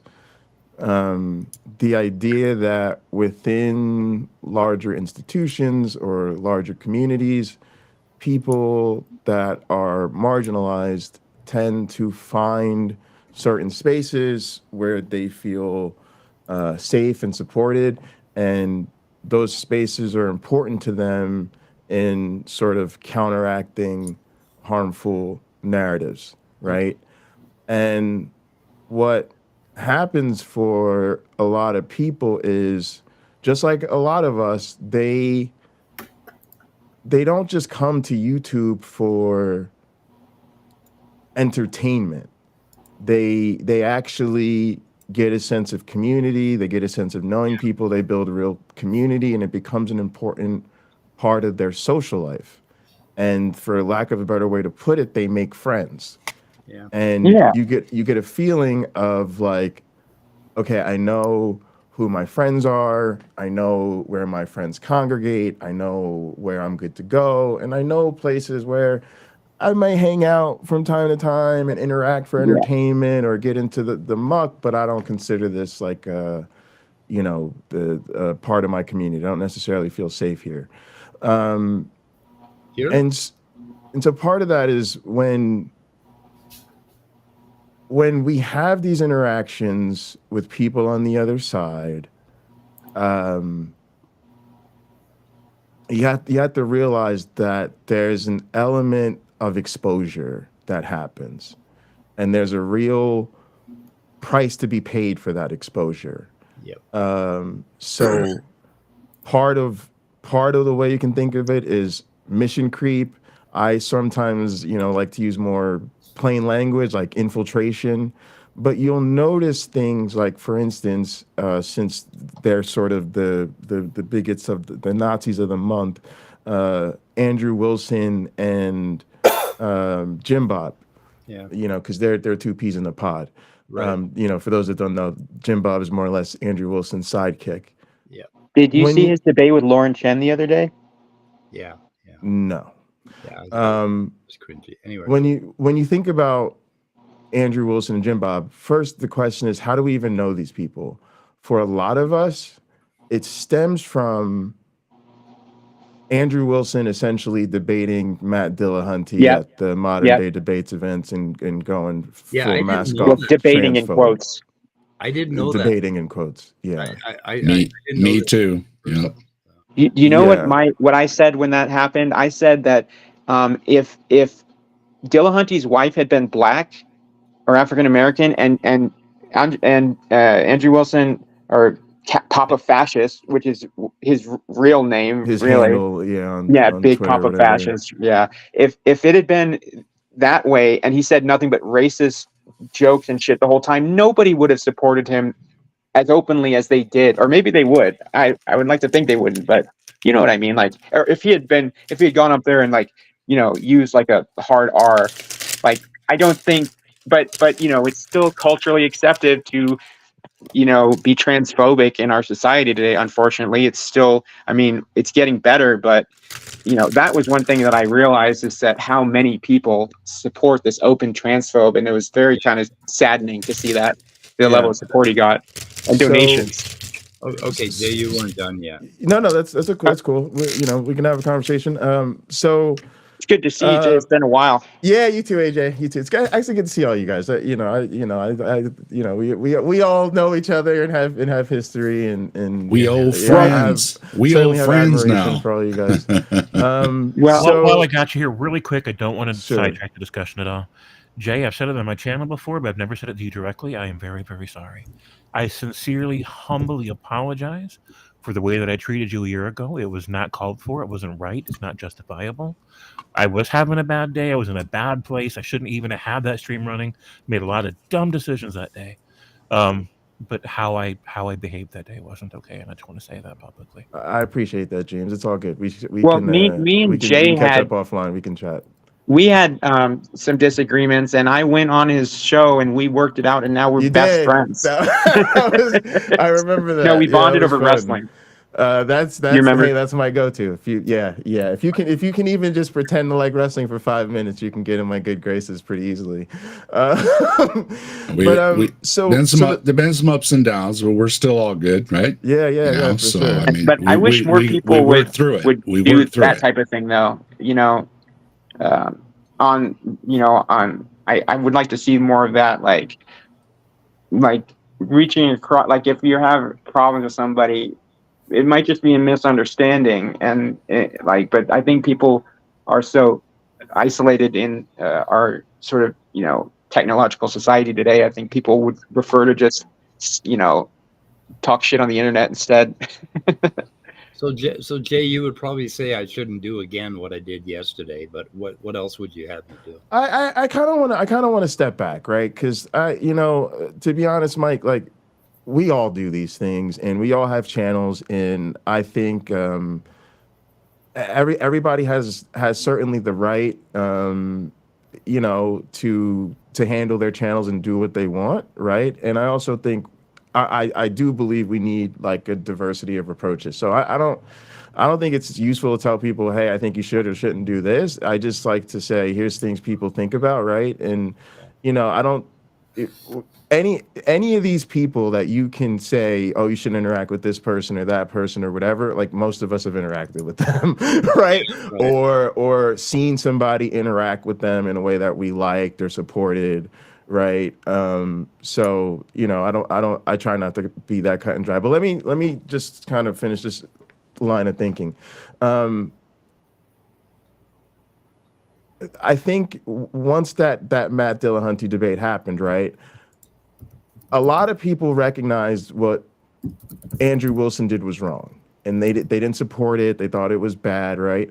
But if you listen to a lot of the dialogue in the community around it, there wasn't a whole lot of, oh, that was the right thing to do.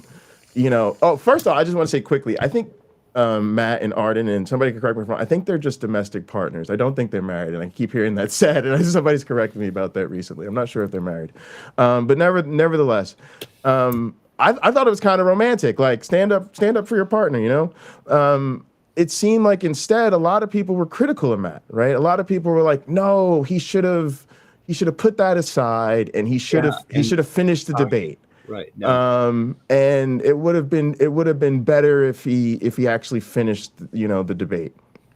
And actually, what you notice then is a lot of people did that. In other words, after that happened, they sort of figured, well, I'll show how it really should have been done. Right. And they did what? They started debating Andrew Wilson. So you see, and I don't want to name names, but you see a lot of popular atheist or left YouTubers that a lot of us follow and know about. They've debated Andrew Wilson lately, either on their channels or on his channels or whatever.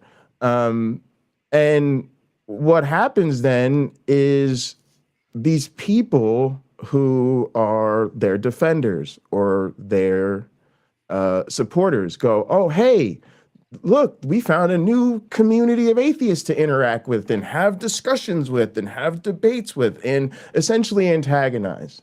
And so you go from something like MDD, which is probably like, I want to say it's an atheist, it's a debate channel, right? It's a debate channel that we all know about, but don't necessarily feel like it's, I would say, part of our community. Right? It's like a platform, stuff happens on it, we talk about it, but we don't like hang out with MDD people or consider them like friends or anything like that, right? But it creeps. It goes from the MDD circle to YouTube creators that are, say, pretty close to our friend group or, maybe a degree or two away. And all of a sudden they're talking about Andrew Wilson. Now they're talking about Andrew Wilson. Well, here pops up JimBob, because JimBob's got to defend Andrew Wilson. A lot of times he brings Andrew Wilson on wherever he's defending him too, right? And so you see it just get more and more into our spaces. And then what that does is for our marginalized friends who felt safe in our channels and thought they had friends, they now deal with our chats that used to be cool. They're not so cool anymore because we got trolls trying to antagonize us all the time and trying to turn everything into a debate and saying foul stuff in the side chats, right? And then the issue with a lot of it is it's a distraction. At the end of the day, JimBob's not a good actor. He's not, there's nothing you can say or educate him on that's going to change his epistemology. And at the end of the day, to be honest with you, a lot of that stuff doesn't even matter to those guys. Because if you get to the, well, then now what? well, then now JimBob isn't here to talk about epistemology. At the end of the day, he's only arguing epistemology because he really wants to argue for his God. And he really only wants to argue for his God because he wants to argue for his worldview of Christian populism. And he really only wants to argue with that because that's his seat, that's his way to do the grievance politics of the anti-woke and the all this stuff. So when you get to that ableism of calling you, the names he called you, and then talking to Steph the way he did, and making the comments towards Sumami and all that. That's what he really wants to do. Yeah. And then even like there's a lot of weird stuff that happens. So like where you say something, and I mean to say this, like you'll say it innocently, like you'll say, there's bad arguments out there. I'm interested in dealing with the bad arguments. So if he makes the bad arguments, I want to address that. Sometimes when people hear that, what ends up happening in practice feels like, oh, I'm willing to set aside this person's bigotry or disregard this person's bigotry or ignore it. Hey, shh. Keep it under wraps. Don't say anything bigoted on my channel, right? And then as long as they don't say anything bigoted right now in my channel during this conversation, I'm perfectly happy to settle that aside so we can have a philosophical conversation. But as marginalized people in your friend group, we're sitting there like, come on, we know who this person is. Now, why are we doing this? And now I got to deal with all his little defenders in the side chat, and now he's going to be clipping this, and then it becomes this whole thing. And you just see these people encroach on your community. Right. And what happens then too is you can't play the numbers anymore. If I'm a black employee and I happen to be the only black employee in my entire workspace, and something that we're doing bothers me and feels insensitive to my culture or whatever, if I bring it up and I have a white colleague go, well, what does everybody else think? What did they just do? Yeah. They just asked a bunch of people who don't share my identity, don't share my perspective, probably don't have any clue as to why what's important to me is even important to me. And then they formed a consensus that like, oh, well, we all thought it was fine, right? And so we have to own the fact that this space in many ways lacks diversity, especially when it comes to who has the channels, who has the numbers, who's on the panel, who's got respect, and all of these things. And so there is going to be a sense in which the dominant culture in these spaces is like, well, it's really important to have the conversations. It's really important that we always sit down with them and that we're nice to them. Because in many ways, the people in a dominant culture who have certain amounts of privilege, that feels okay to them. Yeah. They don't understand what it says about the bigger picture. They don't understand that it feels like our feelings and our issues and our struggles are being set aside so we can have a 3-hour philosophical debate with somebody who doesn't care about the philosophy anyway. Yeah. Right? So that's where some of that comes in. Jay, I JimBob to me was a prop, okay, because he had a set of bad ideas. And what I'm really interested in on this channel is explaining my version of physicalism, which I think is really solid and really defendable. And so when I see somebody that's, done egregious things philosophically, I seize on him and I get a little obsessed with him. But I think I'm going to make a change in that I want all my moderators to kick these son of a bitches off the channel as soon as they say something like that. Number one, because I didn't give them permission before. And I'm going to probably create a few moderators with superpowers so they can ban people or whatever. So like what you need, Speed, is to develop some sort of minority report type thing where you can just ban people before they even come on the stream. Yeah, there you go. But when I was asking about, we'll get there because Mr. Anderson, I have a lot of things to say. He's a god. Yeah. Well, I asked you about saying that a mechanism was offensive because I thought you meant when he said, "Oh, your dictionary must say that men can get pregnant." I thought that's what you were talking about, which was offensive, I think. What the hell was? I don't remember. Yeah, that's what he said. Your dictionary Because men can get. He was slipping in all kind of little dog whistles. it's during that. it's just a transphobic thing. You know, like, oh, you think men can, you know, get pregnant? It's like, no, I think that trans men can get pregnant because they still have a uterus. Oh my God, I don't know what the hell that was about. But my point on mechanism is that I think that any biologist or evolutionary biologist worth his salt today understands that mechanism is a way to teach biochemistry and teach certain cell functions, but that's not really kind of what's going on in the cell. The cell is not a fucking not a fucking machine. Yeah. Oh, and Mr. Anderson. Oh, I wanted to say one more thing because I actually am going to run, but I was watching JimBob's stream later in the stream. I don't know if he was doing one today, but he was. I could quote him as saying, "Yeah." Because people were talking about how like Andrew Wilson was kind of like a sexist dick to Lauren Chen, even if she's an idiot.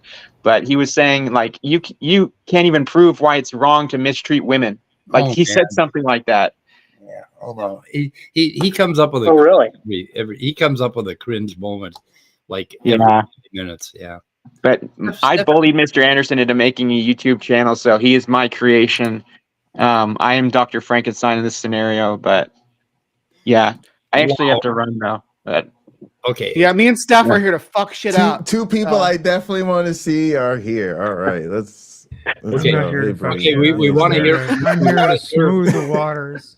Mr. Anderson was first in queue, so you know what? I mean, I'm conversation with you. Let me just say before you start, you better run, AJ. Yeah, you better. What? Okay. Yeah, I mean, I need think to make up with AJ at some point. I don't know how. Yeah.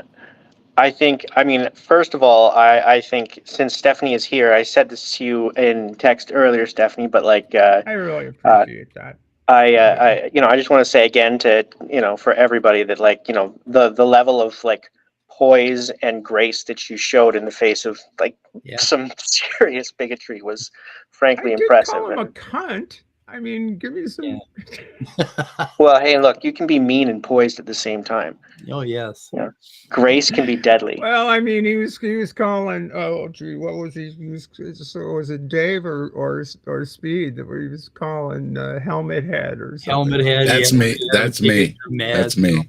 Okay. Yeah, I mean, look, the guy, like, so I don't know if you guys want to stay focused on like the anti, like the misogyny and the anti-trans stuff, or you want to talk about like, I mean, I could give you some thoughts more generally on, how to deal with yahoos like that in the future, but I don't want to monopolize the conversation. No, you go ahead. You got the floor for, for as long as you let me. That's fair. No, for as long as I let you.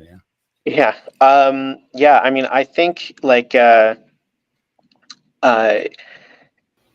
it's kind of like I think of it as kind of like smoking out the snipers and like he loves to like sort of just throw in these little insults and digs at people. And he'll just do that and then like move back to like the quote unquote regular conversation. But like, it's like he lives for those, right? And I think like one of the ways to deal with it, or the first thing you have to do, is sort of just pull this car over and just be like, look, we're going to address this, right? And I'm going to make this uncomfortable for you, because we're going to talk about the fact that you just said some odious crap, and like, say it again, right? And then just be like, so what was your intention, right? Are you trying to hurt my feelings? Are you trying to be provocative? Like, and just kind of like, make it uncomfortable. And then, regardless of what he says, whether he starts, like apologizing or he like doubles down or something, you just kind of look at him and, with silence and derision, and like, I'm taking and like if that, and anybody can do that, but like, a moderator can kind of step in and be like, so, look, if you want to continue to have this conversation here on this channel, then there are certain things that you have to do. Like, this is your second warning, right? Like, you will get punted, saying stuff like that's not cool. It's not relevant and it's not cool. So let's focus on what we're talking about here. If I hear that kind of crap again, then like, you're going to get punched, and we're going to talk about you. Okay, You know? and you should definitely pull this car over. Okay, this particular thing. If you do video on it. Scott did do that a little bit. He was Yeah. trying to rein it in, and Yeah. you know, but Mike wanted to talk. Yeah, so. I was caught up in the moment in the argument, so I'm sorry. I mean, look, I think I was saying to Bumblebee before, in a private conversation, that like he's hard to handle, and it's easy to make mistakes even when you're trying your best to try and do the right thing. You can still do the wrong. I say the wrong. Ask my wife. I say the wrong thing all the time. Oh yeah. It's easy to screw these things up. And I think just the fact that you're trying your best to be an ally and to stick up for people is like, it's half the battle, right? It's not the whole thing, but it's part of it. And yeah, you do have to be willing to sort of just pull the plug on the whole stream, or, sometimes look, my relationship with JimBob now is not good because, I called him out like pretty hard with respect to his transphobia and his racism. We know what your nickname is. You got under his skin. Didn't we? Well, and that's how you do it right there. I think it's important, and I'm sorry, Bree. Go ahead. I think it's important to recognize, and I've been saying this for quite a while now, and gotten in some trouble for saying this. It's like, these folks are not here to debate. They are using the cloak of God and arguing about religion to get exposure in places like this, throughout the atheist sphere, to have these ontological, epistemological, etc. types of arguments where they can sneak their little bullshit agenda in, because their God commands them to be transphobic, to be homophobic, to be racist pricks. They are Christian nationalists. That's what they are. If they come to power, they will pass Seven Mountains theology into law. They will do that. And that's their real agenda. Their real agenda is not to have, not to engage with you all in counting the number of angels on the head of a pin. Yeah. Their agenda is to win. Power and violence is what's behind it. Well, to impose violence once they do win, and on the way to winning, engage in stochastic terror. Yeah. And this is a very difficult thing, apparently, to convey. It's why modern day debates is such a terrible cesspit. Yeah. It's why because they make themselves a tool. They make themselves an available tool for these guys to show up under the guise of having a polite discussion about worldviews, when really their worldview is really quite pernicious and does serious damage. I don't know. I'll shut up at this point, but I've been trying over the past I definitely hear you. 6 months to say this. Here's greater or lesser degrees of success, and I've gotten a whole lot of shit for it. I'll be honest. Yeah, let me push back on that a little bit. I think that there's a lot of merit in what you're saying. What I would say is, firstly, like, stuff can be two things, right? Like, they can be interested in the debate, and they can find that, and there can be like a genuine, intent to engage it, and they can still be racist assholes who want to throw those things out too, right? And, we can value the debate portion. And I think it is, like, I think to a degree there is importance in being in their spaces and or neutral spaces and pushing back against those stupid ideas, not because I think that there's going to be any chance in the world that you're going to convince a JimBob to change his opinion. You're not, right? But it's like, I said at some point, this isn't really a debate where you're trying to find the truth, right? Like in a scientific debate, you're both trying to seek the truth, and the winner is like the better theory.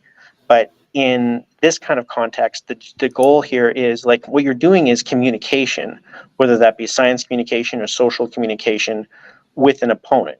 And sometimes that means you have to pick and choose your opponents, and you have to pick and choose the idea that some conversations are worth having and some aren't. And sometimes you have to shut it down because it's not, because, having that person's ideas appear alongside yours, it does more harm than good, right? Like Matt Dillahunty was right to walk out of that debate because platforming Andrew Wilson alongside Matt Dillahunty, he didn't deserve that, right? And I think that Jay is right when he says, look, everybody should have just shunned that guy and just everybody should have just walked out, right? But at the same time, like there is value in, going in and breaking the echo chamber and making sure that these stupid ideas are challenged, not because the person who's saying them is going to have ever going to change their mind, but because other people are listening, right? And so I don't know. I take that's my take. I take that point, and to a certain extent, I agree with it that these ideas need to be challenged. But I think the other face of this coin is to the extent that the debate is only on the if the arguments are only framed in the context of a religious a questioning of is God real, or what is the nature of naturalism, poetic naturalism, or a particular worldview versus a secular humanist worldview vis-a-vis a religious worldview, and which Christian worldview are you going to talk? Again, angels, heads of pins, and all of that sort of thing. To the extent that it's focused there, it conceals the deeper agenda and the hatred that lurks in the mud that these folks are swimming in. Yeah. And I think it's important to let all the poison that lurks in the mud seep out. In the words of Robert Graves and I, Claudius, I think it's really kind of critical that people know exactly who they're dealing with. Yeah, and good. What the risks are in platforming them, in giving them space to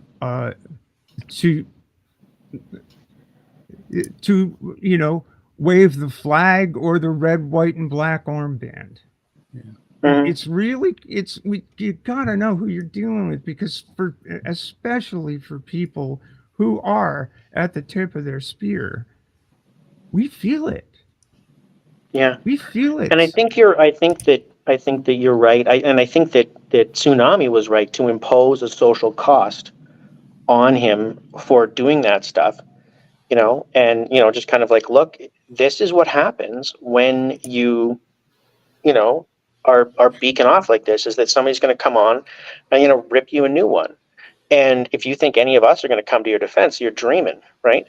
We're going to let her beat the tar out of you, and then we're going to come in and we're going to say, okay, all right, well, let's not fight anymore, but only after you're beat up, right? Well, and I get it. And it's kind of like it's funny that Chuck tried to call into the transatlantic calling program, but decided to hang up. This is a guy who gave me his pronouns as attack helicopter, and Forrest Valkai ripped him a new one because he wasn't going to let it go. And the example in that show, in that clip, was he got on and he wanted to talk about religion as an external what was the word? An external phenotype, right? He wanted to talk about that. That was his topic. That's what he told me he wanted to talk about. And Forrest acknowledged that, and he said, but first, I want to get past this attack helicopter thing. It's like, do you realize what a shitty thing to do that is? And there was a little bit of a back and forth. The guy wasn't acknowledging it. And Forrest, as Forrest does, he talked for quite a while. And finally, John Gleason, Godless Engineer, broke in and said, yeah, I just want to tell you, Chuck, you know, that was a shitty thing to do, but I think we can move on to the topic. And Forrest just went, well, I'm not gonna. Yeah, well. And the rest of that call was focused on the poison that lurked in the mud. That, you know, this guy wants to call in under the cloak of a God who believes that I'm not real, and get and play that message. And who's he playing it for? Just like you said, he's not playing it for Forrest Valkai or the Lions audience. He's playing it for his audience. So to the extent that we engage him, he's going back to his small army of acolytes and saying, see, I owned the Troons. And that's what they're there for. They're And there that's for those why bites. they're there. They don't care about the conversation about emergent properties. They want to hear him. Just for a basic example, tell Dave he wears a helmet, which basically is saying the R slur over and over again to a panel full of progressive people, and say, and that's the point, is just to do that to you guys and keep you from saying anything or just going along with it, and keep you saying, oh no, I still want to engage you about this conversation. They mock you guys when they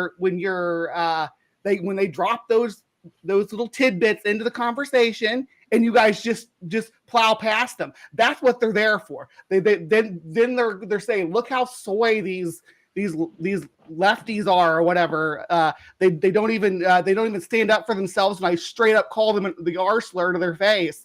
I'm just using that one as an example, but obviously there was misogyny and transphobia as it was included in the commentary. Every time that you guys let them drop that into the conversation and then move back to talking about epistemology or some bullshit, that is their win. That is, you have to stop them right there and be like, what do you mean by helmet? Like, are you talking about kids? Yeah. You make them explain it, make them break it down for you. Make him break it down for his audience, who are supposed to be loving Christians, who you would think would be compassionate towards the developmentally disabled that had to actually wear a helmet. Things like that. Hold their fucking feet to the fire. That's my expectation when I tune into to a stream like that. That's what upset me when I watched this last night. I didn't watch it live. I watched it later. I'm going to apologize for using a commonly used slur that is used all over the internet and is used, I'm sure, back in whatever cave the discussion went on in after that stream. But sorry, not sorry. This is the way they talk about me. This is the way they talk about me. Yeah. This is what they are up to. When they say they want to eliminate transgenderism from society at large, they mean they want to eliminate me. Yeah, you personally, they want to eliminate. Now, there's one other thing that I should bring up, though. And this is, this probably shows me up for what I am. I mean, I'm an old man. I got on this YouTube thing, and I wanted to make friends. I wanted to be part of this community. I wanted to be known. But I also wanted to put forth a bunch of ideas that I've been working on for the last 50 years, right? And yesterday, I got 750 views. On all my other videos, I get 90 or 100 or whatever. But yesterday, when I had the pig snake on, I'll call out Team Stars. I got. I'm the pig snake. He's not. He's no pig snake. I wear the helmet. No pig snake. And anyway, 750 views on his channel, 4.5K views, and on Dave's channel about 120 views. And like, there's a little bit of incentive there, because the stuff, like when I want to talk about my philosophy and stuff, nobody fucking wants to listen. But what I would like is what I have right now than the 8 of you on this panel having this discussion. And please come over to my channel once in a while, so I'm not. I mean, I am tempted by that number of views. I mean, isn't anybody? I mean, God, I mean, and I'm not trying to discount what Bree said. We took it to heart, Bree. We made a mistake, and I'm not gonna do it again. Going forward, things will be different. Can I just say that's just going to be that video, Spike? I have a video where I engage with Darth Dawkins on my channel. Every single day, it is my top viewed video. Do you think that means I should just start doing Darth Dawkins content because it gets all those views? I'm not saying that. I'm just saying that. Nope. God damn it! I wish. I mean, it gets, and I'm talking orders of magnitude more than anything else. Every single day, brand new videos. This video is from 2 years ago. Every single day, I release a video, and that video outperforms it because people want shit like that, and that's fine. And there's people that'll cover that. But if that's what you want to do with your channel, that's fine. But let me know that that's what you're doing with your channel, and then I'll freaking step away from it because I'm not going to hang out for that. Don Henley said it best. I'm not going to do that. Yeah, exactly. That's not the what point. I said. It's you're choosing. If you're choosing to engage in I don't know, searching for clout. Yeah, it's successful. As a matter of fact, that's modern day debate's entire fucking business model. That's what they do.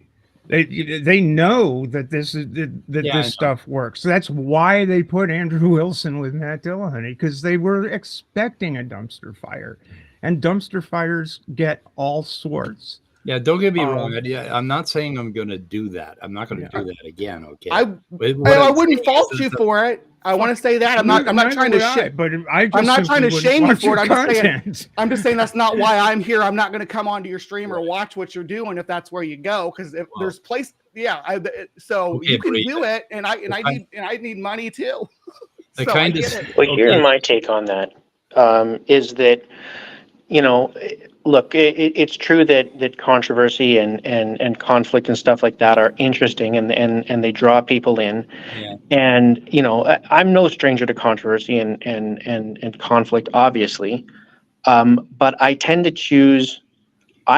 choose my opponents and cultivate a relationship where, and even, look, if you're going to be talking with people that you disagree with, especially if they're like, about issues like this, you're going to end up talking to some people that are going to hold some other views that you also disagree with. And, some of those are going to be not very nice views, right? So if you want to talk about this stuff, you're going to end up having to talk to some extent or another with some not very nice people, right? But you can cultivate a relationship where, there are boundaries, right? And where, you can have that sort of spiciness online, but that it doesn't spill over. So like, for example, like Standing for Truth and I have like a healthy relationship where like we definitely disagree vehemently online, but like he never goes down like, I don't know what his trans views are, but I imagine they're probably not super friendly, but we don't talk about that stuff, right? And we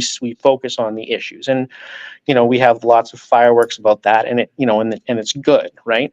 Whereas with JimBob, like he doesn't understand that, he doesn't get it, and so the approach is, well, then what, here's a social sanction for you, is that I'm going to embarrass you, and we're going to talk about how what you're doing is inappropriate, and I'm not going to be engaging you about philosophy, because that's and so I guess what I'm saying is like, you can explore those relationships with people, and you can go into spaces where, it's not safe, and where, maybe the people, they might hold some less than savory views, but, you're dampening them. And that's not nothing, because like, if they're not expressing those views and they're watching their mouths and they're, being on good behavior, then you're changing behavior, and people see that, and it's got an influence. That's, I don't know, maybe I'm wrong. What do you think, other individuals? Well, look, I do understand the nature, at least to a certain degree, the nature of the business. I mean, I've been a host like 7 times now on the Transatlantic Calling Program, a little tiny channel called The Line. I don't know if you've ever heard of it. Yeah, little tiny. There's a guy named, I think, Matt Dillahunty, I think, is one of the hosts over there. And I screen calls for them, and I'm a mod on their channel. I moderate all their stuff. I understand what the business model is, and I understand what talking to people with opposing views. Now, the call-in format is a bit of a different beast. We want those spicy calls. We do, because that is, in fact, what generates interest in the show. And it also gives us the opportunity to correct things. We had a fellow call today who called in and said, I want to understand this biological. I don't know what's the difference between a trans woman and a biological woman. And by the end of the call, he had changed his mind. We did manage to crack the, he didn't know that phrase is often used not to gain knowledge, but as a cudgel. Yeah. In order to shut down any sort of understanding about the biological nature of a living, breathing human being. So he changed his mind, and yeah, I think that these conversations are valuable, but you got to pick and choose, and you got to remember who's doing what for what reason. Like I use the phrase, "What's my motivation here?" My motivation yesterday was to sit and listen until I had something to say germane to the argument. You may recall exactly what I had to say. You're mistaking the map for the terrain. Yeah. And was, the guy went 3 hours as I was sitting there selling bags, mistaking the map for the terrain. Yeah. And, you crystallized it perfectly. So it was just fucking ridiculous. So I go on. What's the first thing he does? Go make yourself a dress. Yeah. And I'm sitting in a sewing machine, which was hysterically funny. That's like I do. That's what we were talking. We were trying to just laugh. Matter with you? And we were trying to just laugh it off. And it was at the expense of some of the people in the audience we didn't think about, and that was our fault. I muted him a few times during that. Yeah, I know. And I asked you, Stephanie, if you wanted me to boot him, and I did end up booting him. Can I touch on that real quick? Because it shouldn't have come down to her. That was kind of rude of you to actually do. No, say, hey Stephanie, if the person who's giving us all this views and everything right now, I want you to make the decision on whether I should kick them out or not. That was totally out of line. I really but I got something from Stephanie that she wanted to keep it going, and I wasn't, and I had to ask. Yes, but were you worried that it offended her, or were you worried that or did it offend you the way that JimBob was talking to? It offended okay, me. Yeah. So then I had an agenda too, because like I said, man, my agenda in that space was to get the poison to come out, so people could make it obvious, painfully obvious that this guy was a fraud. And he was a little. All of that, the entire conversation was nothing more than a way to yell. Yeah, the good thing about it, he was a little off guard, and his stuff didn't land the way it normally does on his show. So it kind of exposed him for the piece of rotten crap that he is. And I think a little bit of that was good. But I ain't gonna do it again. I ain't gonna do it, even though I got 750 views. I'm not gonna do it again. I'm sorry. I was just saying, don't pin it on Steph to say, hey, kick this guy out. That's your channel, bud. Come on. Oh, fuck. What do you guys think about the approach of, like, here's just a spitball idea.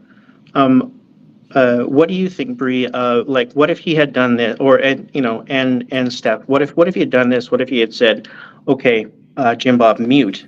All right, guys, like, I'm a little offended by this. I think that what he just said was inappropriate. And like, I'm considering kicking him off. Let's talk about it. And then you have like basically a roundtable discussion while he's on mute about his behavior. And then you kind of did. We kind of did that. Yeah. We had him on mute.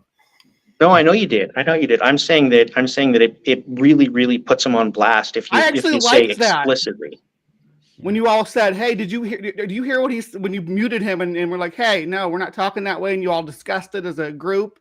That was great. It was what I didn't like was when you were like, Steph, do you want to keep this guy on or not? That's what I didn't. If I might, So yeah. are you saying that I did one thing right? I'm not saying anybody did everything wrong, and I really upset Mark when I talked to him about this. And I'm sorry I upset him, but that's just my opinion on it. From where I was sitting watching this, last night late at night, just going through it. He was being really misogynistic to. I mean, he was being ableist to Dave too, but Dave was just kind of rolling with it. So I was like, whatever. But he was being really misogynistic to Steph, and the conversation, instead of saying no, okay, let's dig into that misogyny. Where's that coming from? Why do you think a woman can only have an opinion if she doesn't look like a goblin or whatever the fuck he said? Hold him accountable when he says those things. If he's going to bring that up in the conversation, that's his choice, and he doesn't get to bring it back to the other topic, back to the main topic. Hold him accountable. Make him say in front of your audience and his why he was saying that about Steph, why he was saying that about Dave. That's the thing that I want to see. We would have. Now, I mean, look, there is a balance that has to be struck too, right? Because like what these guys will sometimes do on purpose is when they're losing a debate about some philosophy thing or another, is then they'll use that as a weapon, right? And they'll start trying to derail the conversation by just slinging out insults. When it's like, but you're on the ropes, and sometimes you have to like delay things. Like it's not simple, it's not easy, and that's why I think there was an element of that going on too for some people as well. All right, where it's if I like, might, this is the real tension that we have to deal with in our community. I'll try to speed run a couple things, but a big part of what Bree's talking about, Mike, is what JimBob's behavior is way beyond what's acceptable in polite company. And part of what it should be is the people responsible for the stream setting clear boundaries. Because what ends up being the case is, you got to remember, to some extent, I'm going to say we, because JimBob's also a racist, and I've had to deal with his racism. We're already marginalized, so he already don't give a fuck about people like us. Yeah. And then when you put it to us as to say, oh well, should he be booted? That's just opportunity for him to say, oh look, they went soft for the DEI and had to kick us. As soon as when Stephanie said, oh, you're going to be a bigot, what did he say? Oh, the virtue signaling. And so there's an interaction with not only your control over the stream, but also the fact that you guys are white guys. Yeah. And for you to put whether there should be social sanctions for bigoted behavior on the marginalized people that's the issue there. And then and to be honest with you, the conversation idea is it's well-intentioned and it's probably a step forward, but you got to remember the same thing's going to happen in that conversation. As soon as we have that conversation about should we kick them, it's going to be the marginalized people speaking up and saying that was totally unacceptable, and then we're having a debate. And so what you want is to see your allies, your friends, say, no, that's too far, and then deal with it appropriately. The other thing I was going to say is you may decide not to do this again, but please don't stop having this conversation, because I can't stress enough, this is indicative of things that happen in the wider community, and they're happening all the time. This is just the latest example. Yeah. Other thing I wanted to bring up is some of you may know we have like a online but off YouTube like virtual headquarters called Gather. It's like basically a virtual office where a bunch of us hang out, and so people like Steph and Bree are some of my closest friends, and they're literally a part of my everyday life, and I just want to bring that perspective to what I'm about to say. Part of what people have to understand is like I said, there's a cost to be paid for these things. And anytime these kind of infiltration happens, that cost goes way up. And what a lot of people don't see is everything that happens once the go live button is turned off, once we stop the stream. And that's the emotional toil it costs on people. It's heavy. It sucks. When I wake up in the morning and I'm thinking of all the things that the institution wants from me academically, deal with racist bigots on YouTube is not on that list. And it's such an emotional toll to have these kind of heavy conversations, to have to feel like you literally need to stop what you're doing to construct boundaries so bigots don't invade the space where you interact with your friends. And we did say Scott was on it, and we do have to give credit to Scott. Right away, he was muting, and he was like, "Hey, what's going on?" But again, we were trying to have the conversation, so then we kept bringing him back on. And lesson learned, Mike. Next time, listen to Scott. Well, shit. When you're up to your ass in alligators, it's difficult to remember that the initial objective was to drain the swamp. Okay, and that's where I was. And the thing with Stephanie, I was offended by what he was saying, and I didn't find it okay. But then I kind of got the idea that Stephanie wanted to keep, engaging. Well, that's an interesting way. I'm just sort of thinking out loud here, but and I'm interested in what you think, Jay, and Bree and Stephanie as well. Would it make a difference from the perspective of a marginalized person if the conversation was like, so look, I'm pissed that he said that, and like my inclination is to kick him off. Now, the only person that can save you right now is Steph. If Stephanie says that you can stay on, then I will give you one more chance. Yeah, that would have been clearer. Because I just. Well, I don't know if it would or not. I want to hear from the marginalized people about whether or not that would be of any I use just at all. wonder why we have such an inclination to tolerate this behavior. Yeah, I'm not inclined. I mean, the problem is that sometimes you have to take an incremental approach, and so I'm trying to think about whether or not there are any useful increments that you can use to try and. I've been screaming from the rooftops about this guy for a fucking month, and I haven't been screaming. I'm not only screaming about his bad philosophy, but about his fucking anti-feminism, his bigotry, his fucking misogyny, and just everything. This guy is a piece of shit, and I've been screaming that from the rooftops. And it's important to point out that he has 500 people on his stream listening to him live, and they're all going off. If you read his chat, you wouldn't believe the shit you see in his chat. And it's like, somebody take notice, because these motherfuckers are going to vote in November. These motherfuckers get to vote. And we have to pay attention that they exist out there. So I don't know. And I think showing him up, I don't think it was all bad. It was good to see that kind of fucking rotten shit. So the point I just want to make, and again, I want to kind of emphasize this, and I'm going to say this in kind of a nerdy way. I'm almost thinking about this from the perspective of an office manager. You're going nerd on us. Yeah, like it's just, think about seeing your team and your people. When we do a stream like this, there's at minimum hours, sometimes days, and oftentimes weeks of lost or diminished productivity. Because it's not just the 3-hour streams, it's the conversations that people feel afterwards. It's their need to engage in other forums and other conversations to deal with the spillover and what happens. It's catching other people who missed it up on what happened. It's processing, how do we respond to this? It literally sends a community into crisis, and I'm in no way, shape, or form being hyperbolic. Okay. And when it happens, it doesn't just and this is the encroachment aspect.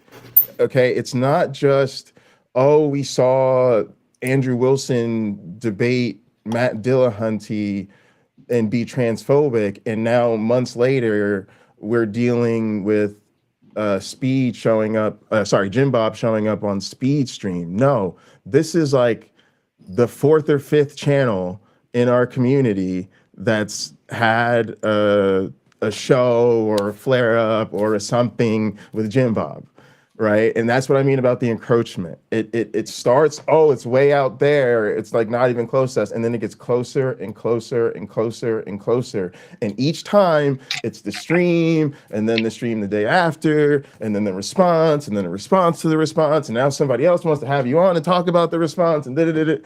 And again, I'm seeing what happens when the cameras go off. It's hours, if not days, if not weeks, of lost or diminished productivity every time this happens. Yeah. And on top of that, we have to understand that our culture just keeps telling us that it's worth it. And so you have to think, when you think about the value of this conversation, value to who? And I think if we're supposed to be critical thinkers, we need to get more honest about the fact that, honestly, I don't think there's a lot of listeners in the margins in these conversations. Like, maybe, but it's really hard. Most people are dyed in the wool on one side or the other. But what does really happen is spaces where we're not dealing with these people, where we're not dealing with these bigots, where we can respond to them. Yes, we have our space to respond to what they're saying, to call them out. But we build community. And I'm just trying to be honest, for a lot of us, we have to weigh that balance.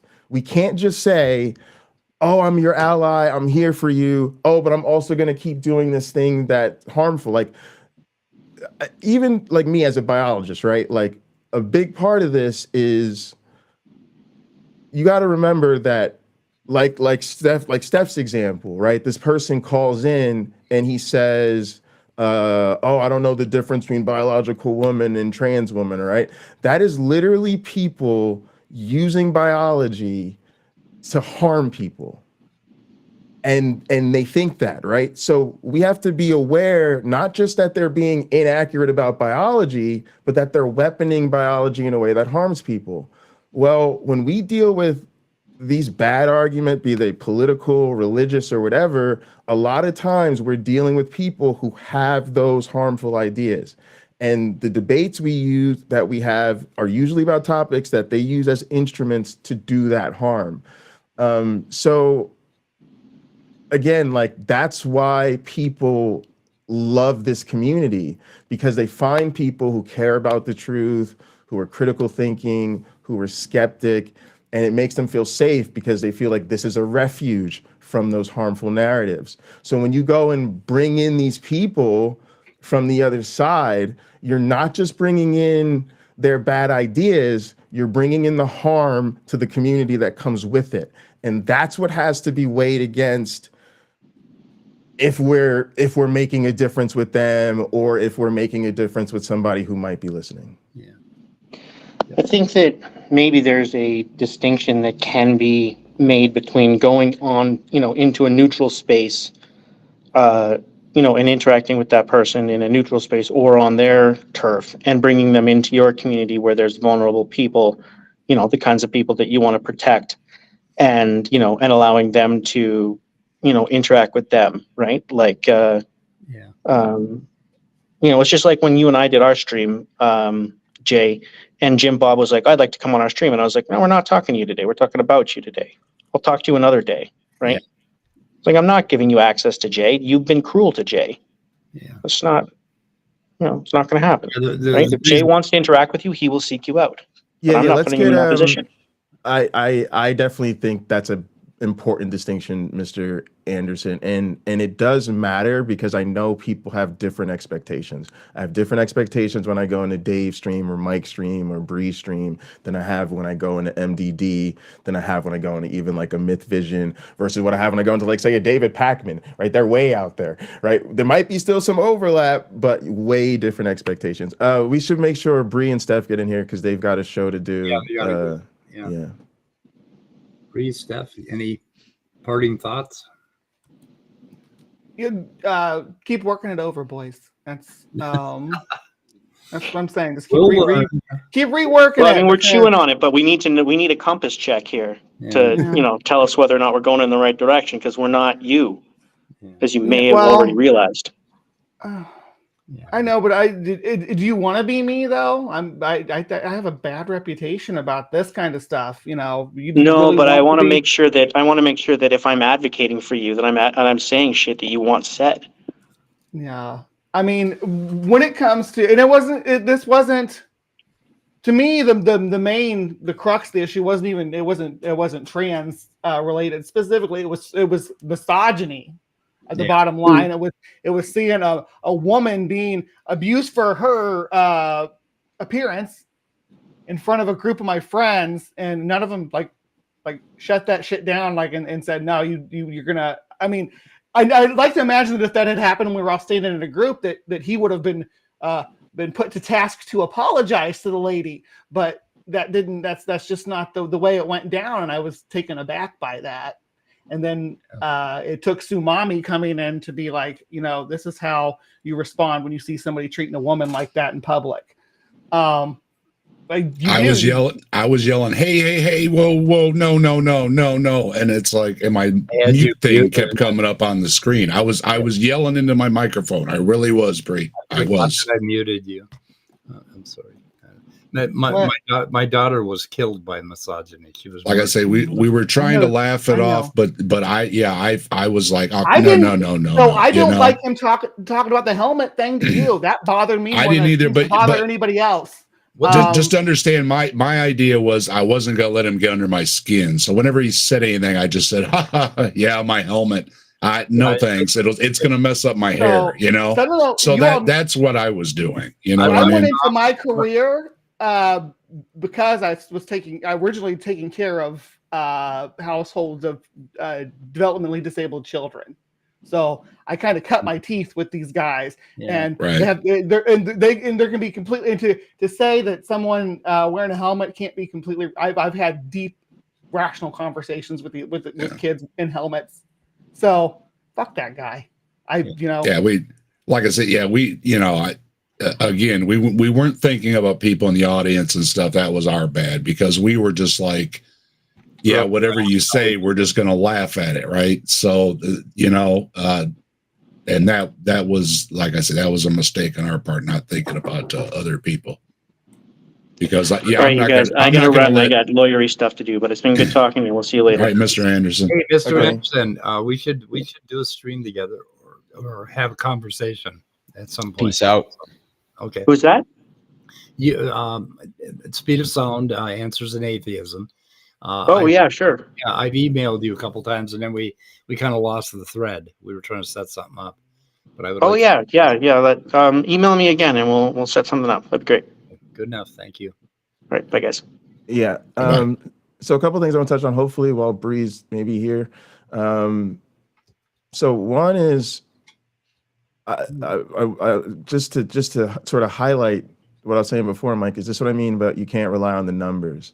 What often the experience in this space is when trouble comes, that is the most popular stream. Those are the things that get and by nature of not having significant representation in this community, we're always few in number.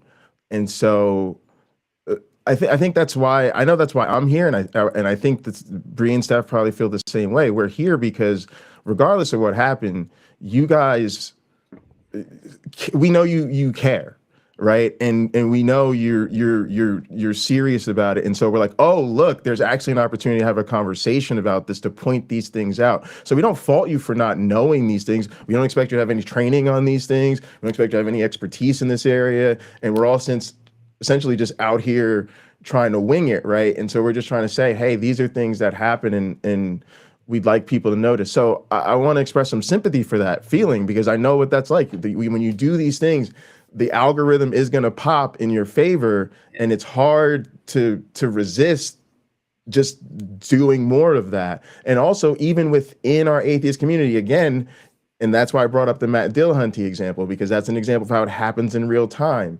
When you act in solidarity for even the trans person that you're in a relationship with, instead of us standing in solidarity with you, we go, no, you should have finished the debate. We set our solidarity and allyship aside, and everybody goes and then has the damn debate. Go ahead, Steph. And it's happening right now, right? You know, we're having this conversation, sort of going over the whole thing, and what's happening now in your chat. Well, this conversation is a good thing. Is one good thing that came out of yesterday, right? Yeah. But you know, let me just read this comment. These rough conversations are going to continue. The moral relativist, physicalist men can be women positions. Men can be women positions have been refuted already. You're already way behind. This is a cope. It's not a cope, mate. It's not a cope. If anybody's fucking coping right now, it's you. The fact that we exist. I'm out of the loop. What is cope? Yeah, is it coping? What is a cope? Basically, have you ever heard of coping? A coping strategy. I know what coping is. Yeah. Yeah. Well, this is a cope. He's basically saying, I drink liberal tears. You've got to know the code words, guys. If you don't know the code words, you shouldn't be engaging with these people. You really shouldn't. You really shouldn't be engaging on these topics. I assumed it was coping, but well, that's what it is. It's like one of those guys, like you're walking down the street, and this homeless guy will just start yelling at you for no reason, and then you just Well, you know, orthodoxy destroys atheism. Why don't you call into the transatlantic calling show sometime and see if you can cope? Yeah. Let's see if you can cope with the arguments. You're so goddamn brave, you people. You come over here into chats, and you laugh at people who are trying to be empathetic, and your entire program is to drive division and distortion into political discourse. That's what you do. And some of us at least are awake enough to know what you're doing and why you're doing it. Yeah. The absurdity. And you know, this is what needs to get called out. You need to recognize if you're gonna have these conversations, you got to get beyond the God bothering. Yeah. Because that's not what they're about. They don't care about. They don't fundamentally care. The guy just basically says, I don't discuss God in comment sections with unbelievers. You know, it's like they don't care. What they want is exposure, and to the extent that you're willing to give it to them unquestioned, or just weakly challenged, it doesn't help. If they want to have these conversations about trans issues, send them to Takis, send them to Forrest, send them to people that are capable of having them, but don't even think that you're prepared to have them. I put him in timeout, and I did not display any of his messages. But then, if he's saying these things, that could be a topic of conversation, right? What he's saying and how he's saying. Oh, yeah. It. So and what you do is you point and laugh. But if I put him in timeout, you know, you don't see his messages, and you know, so which is the right way to handle this? But I guess if I'm not, I didn't want to hear his shit today, so I haven't read his messages. I just saw that he was being kind of a fucking, you know, JimBobist. My point is, you can't ignore him. Okay, well, I am ignoring now. That's the big problem. Is like I said, you know, I would never talk to somebody like Hovind, but there's a need for some people to address his nonsense. You know, it's really difficult sometimes, and I do got to go. I'll be listening though. Okay. All right, Bree. All right, Bree. I got to go pretty soon, but I'm and here what Bree said was taken to heart. You know, Bree and I are friends, and you know, it hurt my feelings too, because like I said, you know, we weren't thinking about folks in the audience, and we do apologize. You know, like I say, he's going to cut, oh, you need a helmet. And it's like, yeah, ha, ha, ha. You know, that's just where my mind's, anything he said was just like, yeah, Well, ha, ha, ha, you know, whatever. He was making geriatric jokes, and he was, you know, he was coming down on every fucking person he possibly could. And it's like, it was hard to keep track of all the things he was coming down on. God damn. I'd love to hear. I'd love to hear from Leo. What's Leo got to say about this? Yeah, what's Leo got to say? Leo is there, and by the way, my compliments on your argumentation, because you really actually made great points within the context of the religious argument. And the curious thing to me, anyway, was you were the only person that JimBob wanted to talk to in the whole thing. Everybody but Leo got a slur hurled at them. Everyone. I was waiting too, and I guess he just didn't. But I mean, I was offended by what he said. I reacted largely by laughing at his insults, but that's almost a what's the word? Involuntary reaction. That's how I handle a lot of bigotries. It just makes me chuckle and shake my head like, okay, so you're a shitty person. I know, now I know. Yeah, he was employing the Danny tactic. That's a tactic that Danny employs. He picks one person to talk to and everybody else is an idiot. And well, I don't think that. Yeah. That wasn't what I was doing. Well, no, he was talking to you. Met JimBob. Oh, yeah, that's... JimBob was using the Danny tactic. He picked you out, and he could call us idiots every time we tried to... Mark and I and everybody else, every time we tried to say something. So that's an old tactic. You pick one person. He tried to get you on the information thing, but then you know, he kind of got sidetracked. Well, yeah. Well, that's where I nailed him, was on the information thing. You're trying to make a false equivalency between the information that exists that was so and stupid. the information that can be conveyed. In other words, you're trying to make it as if what we call consciousness is because consciousness is material, that other material is incomprehensible. I guess is the way I'd put it. It's like, well, you know, it was again mistaking the map for the terrain. Yeah, that's what's wrong with his thinking entirely. When he said, "Oh, the apple should have something in it that says apple," right? It should say apple in English somehow. That the semantic should be in the information. But what an apple is to an apple, I couldn't possibly tell you. You know, so he was ignoring. But what an apple is to a human, I can describe. Right. And it's like. And why an apple falls why an apple that falls out of an apple tree is the same. It has the same modalities as what makes the moon go around the Earth is another, you know, kind of thing. Basically, it's semiotics, right? Okay, you have the object, you have the object. Right. Yes, it is semiotics. Then you have that really, you know, that's really key. Yeah, that's really key. That's very perceptive. And then you have the third thing, which is the sign. So if you see bear tracks in the woods, right, the bear tracks are the sign, and then you have the person that's interpreting the bear tracks, and then you have the actual bear, right? There are three different things, and semiotics always draws it out in three ways. But what he was doing is ignoring the fact that there was an observer, that there is somebody that is adding that semantic aspect to the information and saying, oh, no, it should be inside the information. So he was mistaking the map for the territory. And that's what his argument, the two premise argument that we were picking on, that's what he was doing there too. He was that's why his premises I don't accept. Don't work, right? Yeah. Can I say one more thing really quick? Yeah, go ahead. So I feel like I'm just kind of trying to justify my laughing because that's probably not the greatest response. But one of the reasons I didn't really say anything is I didn't want to like egg him on and get him to just keep going. You know, I was trying to avoid that.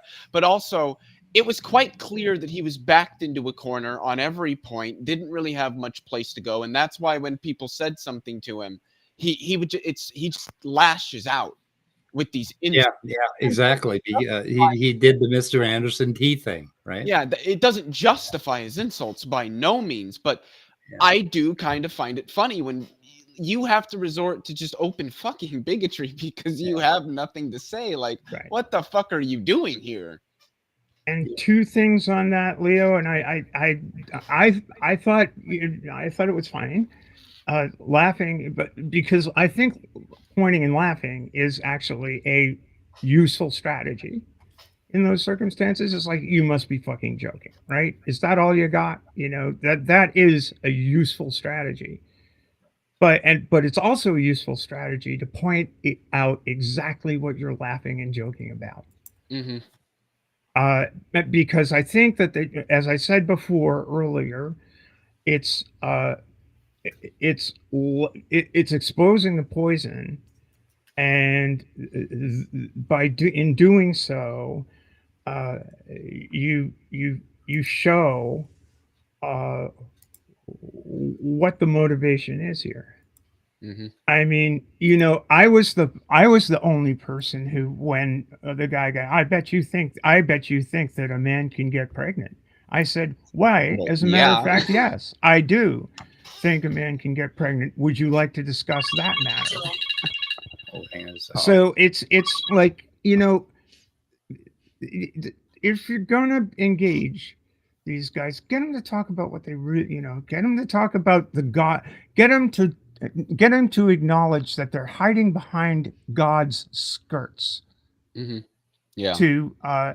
To justify bigotries that they hold, and irrational fears that they are promulgating within society at large.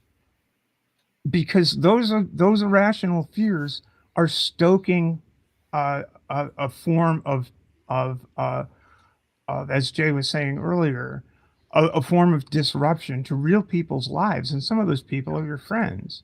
Yeah. So, you know, think of, you know, do that empathy trick that seems to be lost on some of these folks. Put yourself in Jay's place or my place or Bree's place, or when this sort of thing comes up, just try that and question whether it's useful to have this conversation. Now, I know Jay had this conversation with JimBob, and now I've had it. I don't feel the need to do it any longer. No, not again. No more rotten fish. I took one bite and spit it out. Yeah. Can I say something about that real quick? Hi, Grayson. Sure. Hey, Grayson. How are you? Nice. And by the way, I don't think we've ever been on this. Well, we've been on one stream together and it didn't go well, but I think maybe we can get a little bit better at this point. Yeah, exactly. I watched the stream from yesterday, and I then was wondering, did I actually watch the stream yesterday? Because my methodology is just going through my mind, and I thought that I heard the stream, but can I really trust my own senses and rationality? I don't know. This is what I was most frustrated with listening to the debate, is that all JimBob is throwing out is solipsism and solipsistic arguments. And he's not a solipsist. He doesn't believe that stuff. But he thinks that it's a gotcha against physicalism. So I knew that argument was just never going to go anywhere with him. Like, every time, there was no point in having that argument about physicalism and information with JimBob, because at the end of the day, he's just always going to revert to solipsistic arguments. He's always going to go meta and ask you, how do you know that? That's what they all do. How do you know anything? How do you even know that you're not a brain in a vat? And I just look at him and go, here is one hand. And like, therefore you're dumb and you don't know what you're talking about. I don't know how many of you. So I was actually like, when Tsunami joined, I was like definitely like yes, like that was like, it was very cathartic, because I was getting frustrated with the conversation. How, like, I understand that you guys wanted to keep bringing it back to the topic at hand, which was like information, physicalism, but I felt like that was ultimately never going to go anywhere with JimBob. Like, he kept making these passing jabs, like calling you guys brain dead or moronic or throwing out bigotry or transphobia. And I was like, you know, every time he would do that, y'all would call him out, but then also try to go back to the conversation that I felt was just going in circles. So it was actually like very cathartic to hear somebody just like verbally put him in his place. Like, well, I got enough information from him to like when I said that I had him by the short hairs. I got enough information from him in the way I wanted it, that I could present basically an entire counter argument against what he was saying and show exactly what he's doing. Because it's really difficult when you look at that premise one, and he starts talking about the effects of physics. It's difficult to see how it is wrong. Okay, when you first look at it, you're like, what the fuck? And that's because it's confusing, right? Like, Yeah, effects of it physics aren't true or false. Most people hear that and are just, it's like a gear slips for a second. Right. And that's one of the things that happens with people like JimBob. Oh, God, I mean, Kent Hovind tries to do shit like that, you know? They try to get like the gears to slip a little bit so that you're not, you're sort of off on the other track instead of on the main line, if you get what I'm trying to say. Yeah. I think Leophilus actually had him give a tacit concession when it sounded like he kind of agreed that it wouldn't be a conceptual problem on physicalism if you had a proposition which would be a thought and then a second order thought about that proposition there by making the first thought, the first proposition a referent. But then like it kind of just like derailed. He just went on a rapid fire questioning. So like I think with people like that, you just need to give him, tell him that he needs to give the argument for the independent argument for P1. And I'm not sure he would have been able to do it, and it would have looked really funny. Definitely. He wouldn't have been able to do it. Yeah, and then again, you know, that's, to me, that's setting aside sort of the instrumentation of why he even wants to do this. So one thing that's also important that we think about when these things happen, one of the things I've noticed consistently is marginalized people eject themselves from this space. Sometimes they're told to. Sometimes there's literally explicit messaging. Well, we need to have this debate, or we're going to have this discussion. If you don't like it, then you don't have to watch the stream, or there's the door, right? And again, it just depends on how you want to approach things. But for me, that's an unacceptable situation. Like that's an unacceptable outcome of this. I was listening as I was off doing my little errand, and Jay made the point about I talked about the guy who called into TACUS today and was going on about biological, you know, the difference between a biological woman and a trans woman. And it was like the call worked out really well, but the thing is, the guy was using that phrase because he's been taught to. Yeah. Because some of the folks that are using that phrase like they did, you know, like they're doing in chat now, like they did yesterday, like they do every place they show up on the premise of having an argument about God beliefs and shit like this. They use that. And it spreads, and people who don't know what they're implying. In other words, people who are weak in biology. I mean, it's like, what isn't biological about me, right? You know, we can go through all of the arguments. Yeah. Is it chromosomes? Well, they're phenotypes too. Is it the genes? Well, the genes depend on various modalities to be activated in a biological way. Because if it weren't for the fact that biology works and they work with my genes, I couldn't have transitioned. You know, I wouldn't have developed secondary sex characteristics that are appropriate to a phenotype. So it's like, I'm biological, and it's through biology the transition even works. Has anyone get ever deeper into the question of what's the etiology of a person being at odds with their birth sex from an early time, or you know, at some point in their lives, you go into that. But what does it matter? You know, what does it actually matter? Somebody asked me in the chat. Why are you so fucking upset about it? This is why these people need to call Tacitus or speak with someone with the capacity to discuss matters of biology, like Forrest, or like someone who's gone through the process to get a grasp and to listen to real experiences, rather than getting up on a highfalutin plane, on Mormon discussions. Two cis guys, two ex-Mormons, a couple of former bishops, neither one has any biological training, and they're all sitting there talking about the trans problem. Right.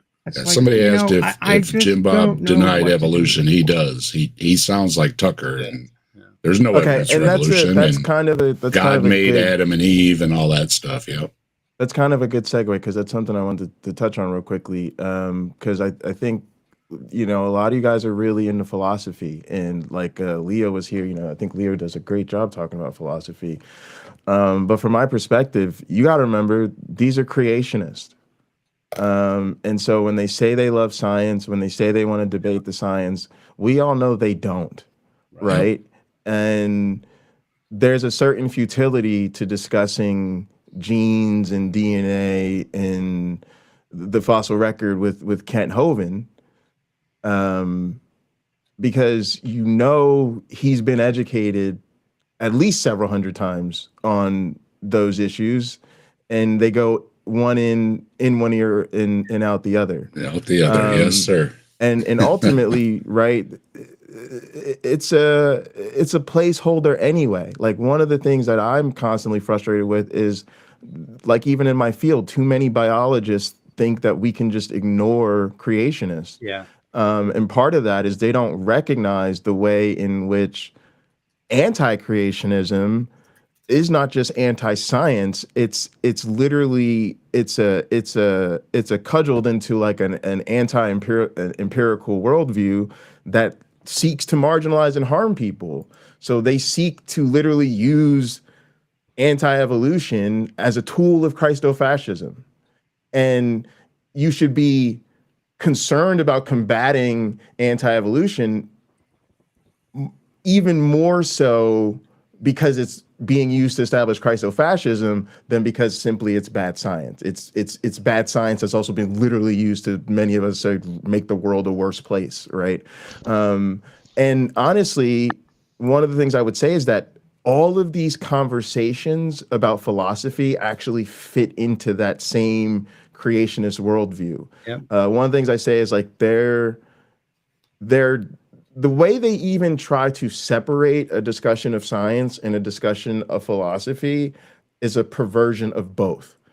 In other words, it's a denial of the way science itself is a philosophical growth and outcome of our philosophy. Our philosophy matured in terms of, hey, there's a lot about premises and arguments and things we could sit here and draw on the board, but ultimately when it comes to deciding what's what in the world, wouldn't it be great if we did experiments, if we tested hypothesis, if we did peer review, right? And so those are philosophical commitments that led to an empirical method. And when you try to go back to traditional or continental or whatever type of philosophy, in a way, you have to recognize that there's a systematic effort that they're making to pull the conversation away from empiricism and back over here into premises and armchair discussions and unprovable arguments and all this type of stuff. At the same time, they don't even care about getting any of that right. Right. And so there's a vulnerability. Like, I have to recognize, before I am gung-ho to jump in and correct their science, what are they really doing? And then try to combat what they're really doing. And I think in this community, we're vulnerable because, I hate to say it, a lot of y'all are philosophy nerds. Y'all are philosophy nerds, and somebody says some bad philosophy, y'all just want to jump in there and correct the philosophy, instead of stepping back and realizing, this is a flat earther, right? Like, correcting their premises isn't going to make a difference. Yeah. So JimBob, in my first discussion with JimBob, he was using flat earther arguments, and he does not accept even the existence of gravity. He doesn't believe that gravity is real. So it definitely is like flat earth territory with him. He says he's not a creationist. He says that he's not a flat earther. He says he's just agnostic and radically skeptical about all forms of empiricism.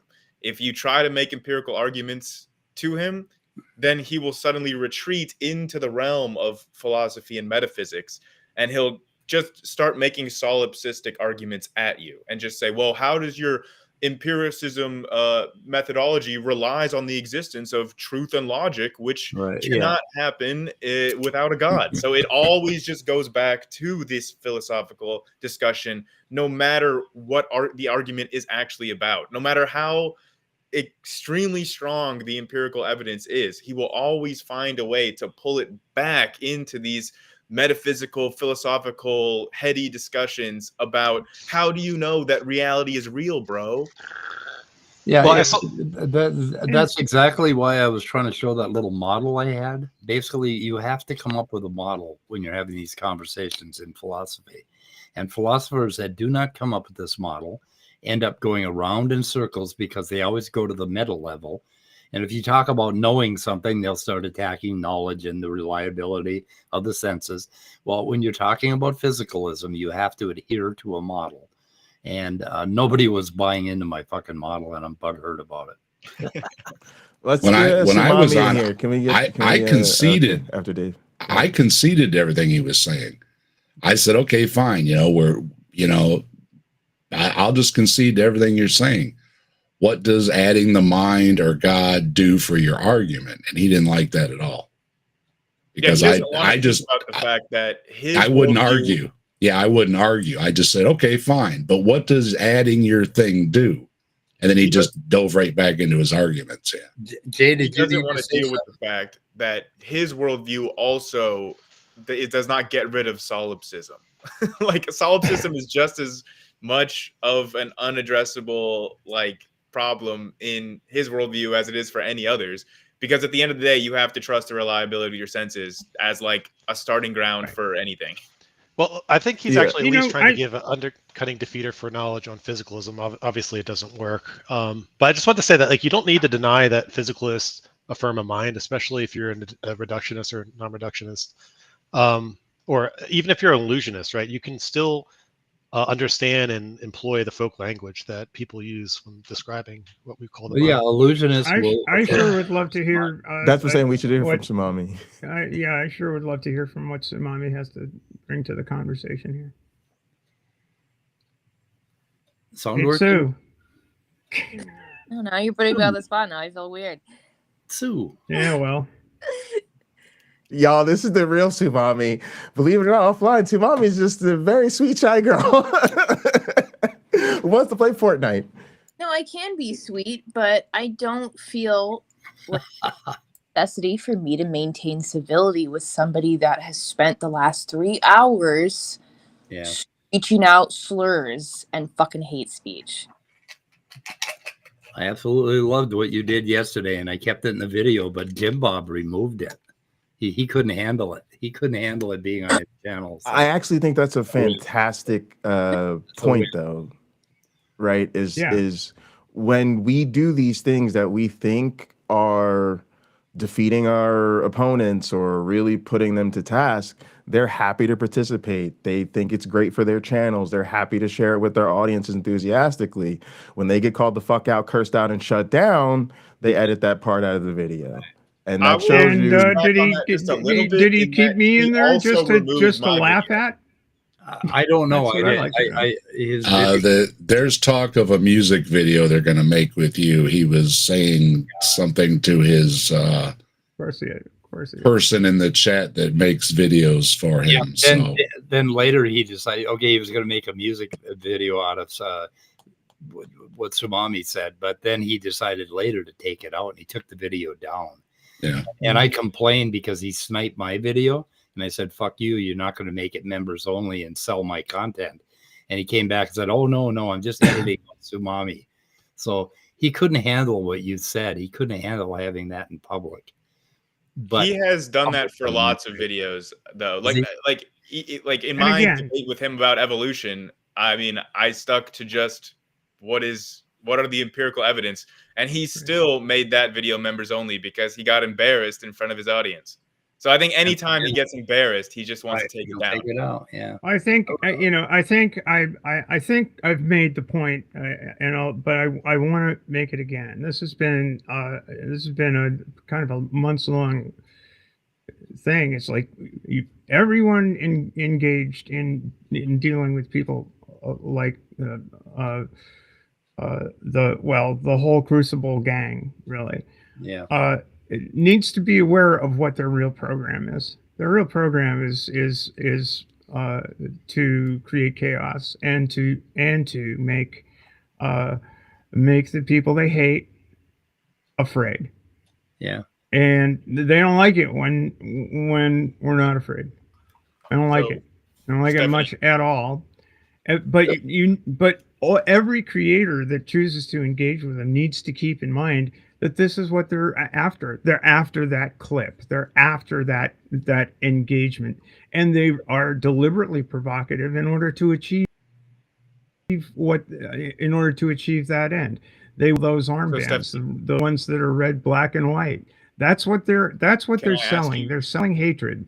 And if you're aware of that and can engage in a way that is where your primary aim is to combat that rather than necessarily to destroy their God belief stuff, which you're not going to do. And I've said this a million times. People have been arguing religion for as long as Homo sapiens have imagined gods. You know, we've got Marduk is way better than Yahweh. It's like let's have these. How it's fruitful and it's fun and it's this and it's that. But when you're dealing with a political situation where people's lives are on the line, I'd urge you to think about the most virulent of the people that have a real agenda. So Stephanie, I'd really like to ask you a clarifying question about that. Basically, how do you think that JimBob should have been handled yesterday? Like in an ideal world where he would have been, handled exactly where you're rebutting the things that he's saying, you're addressing the bigotry and the hatred that he's coming out. But what does that look like? What it looks like is, hey, brain injury. Okay, let's talk about brain injuries.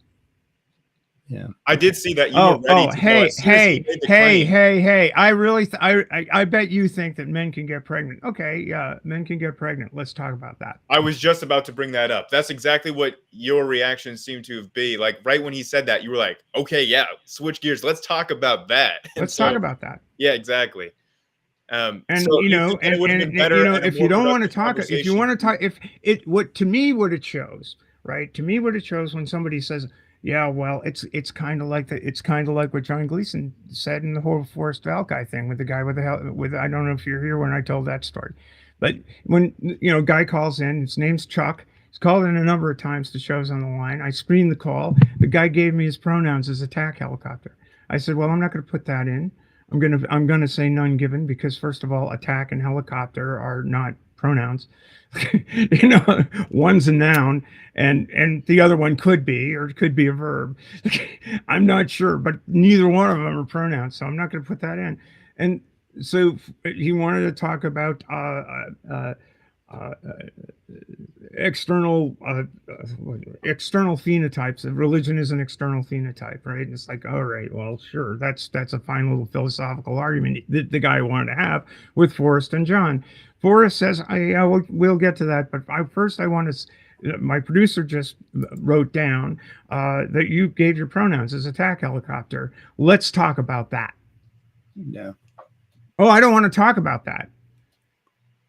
Then Forrest is going to say, well, you do realize that's a pretty shitty thing to do, right? Yep. But I'm not here to talk about that. Well, we're going to talk about that. It's my show. We're going to talk about that. John, what do you think? John goes, Well, yeah, that's a really shitty thing to talk about. But we can get to the real question. You know, we can move on. And Forrest goes, "Well, I'm not gonna." Yeah. And the call wound up being about the transphobia,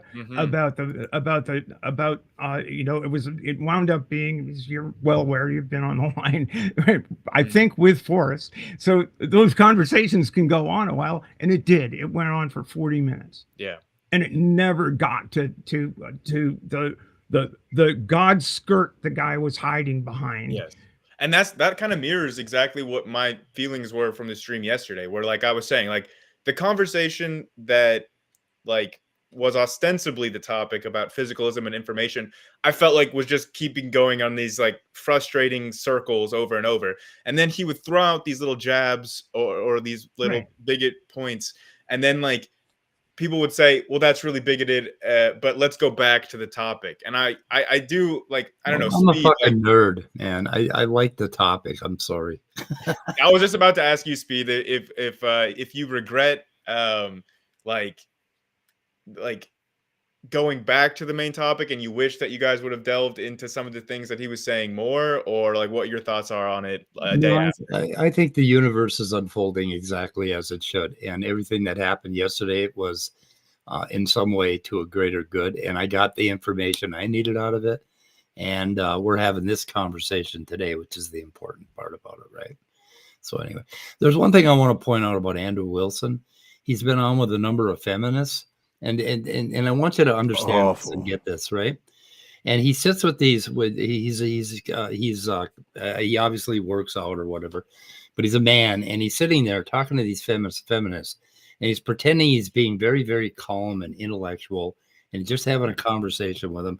But the whole time he's telling him that at any time I could murder you and take away your right to vote, your right to power. And he's sending that message over and over again to these young women.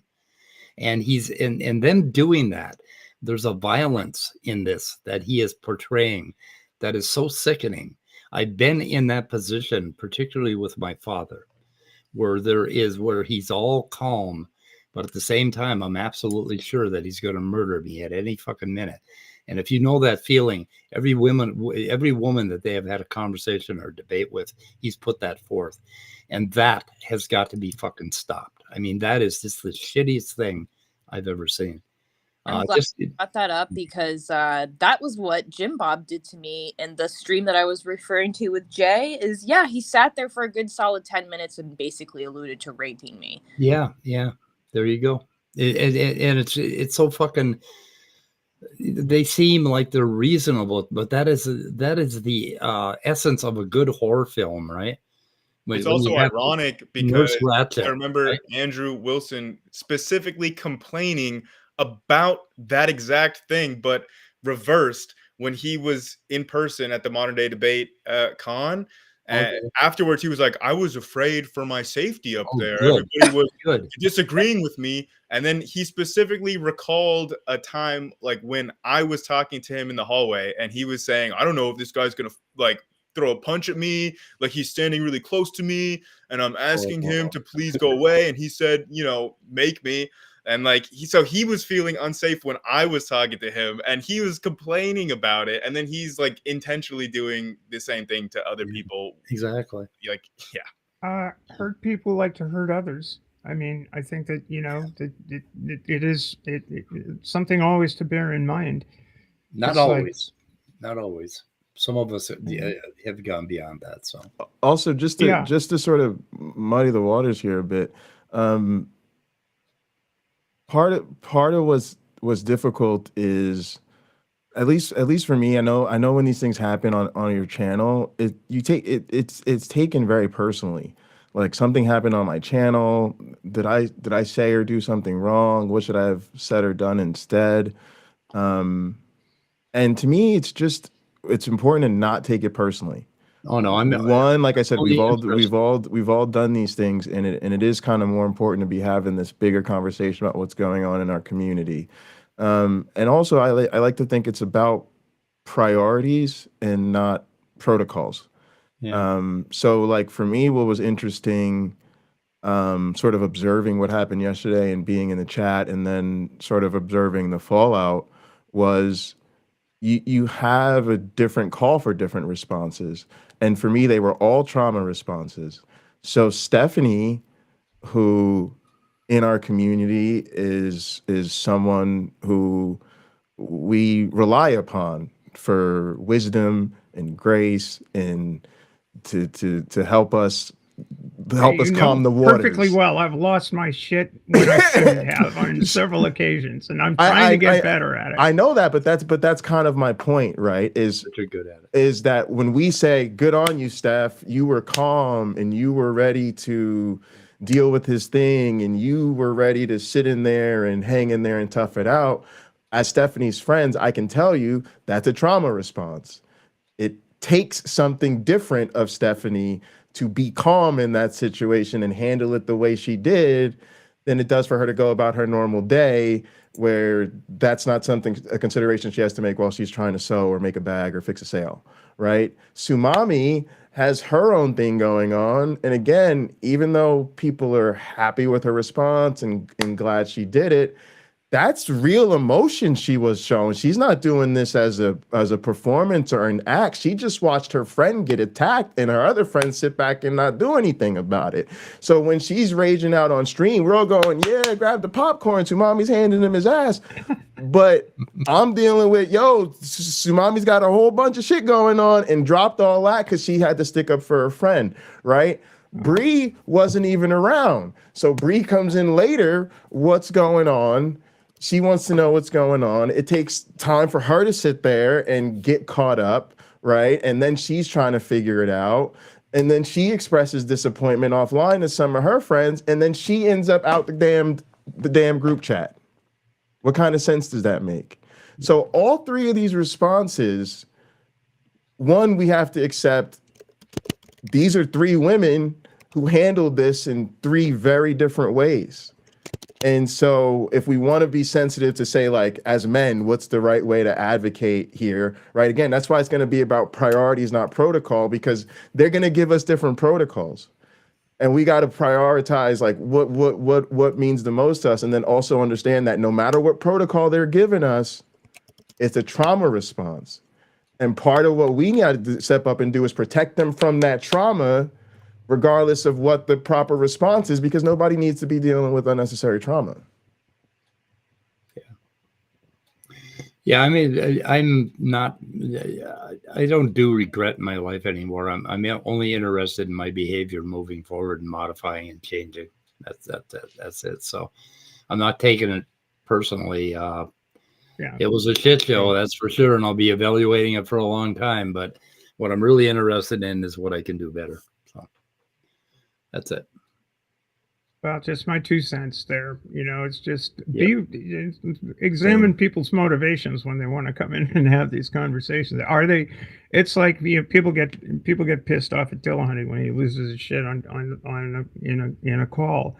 He never does that when somebody's actually arguing in good faith or is trying to make very rarely will he do it, but people who are going to be wankers about it and say, "Oh, you're muting me now," right? It's like if it's a back and forth, it's fine. But you want to be a dick, then be a dick.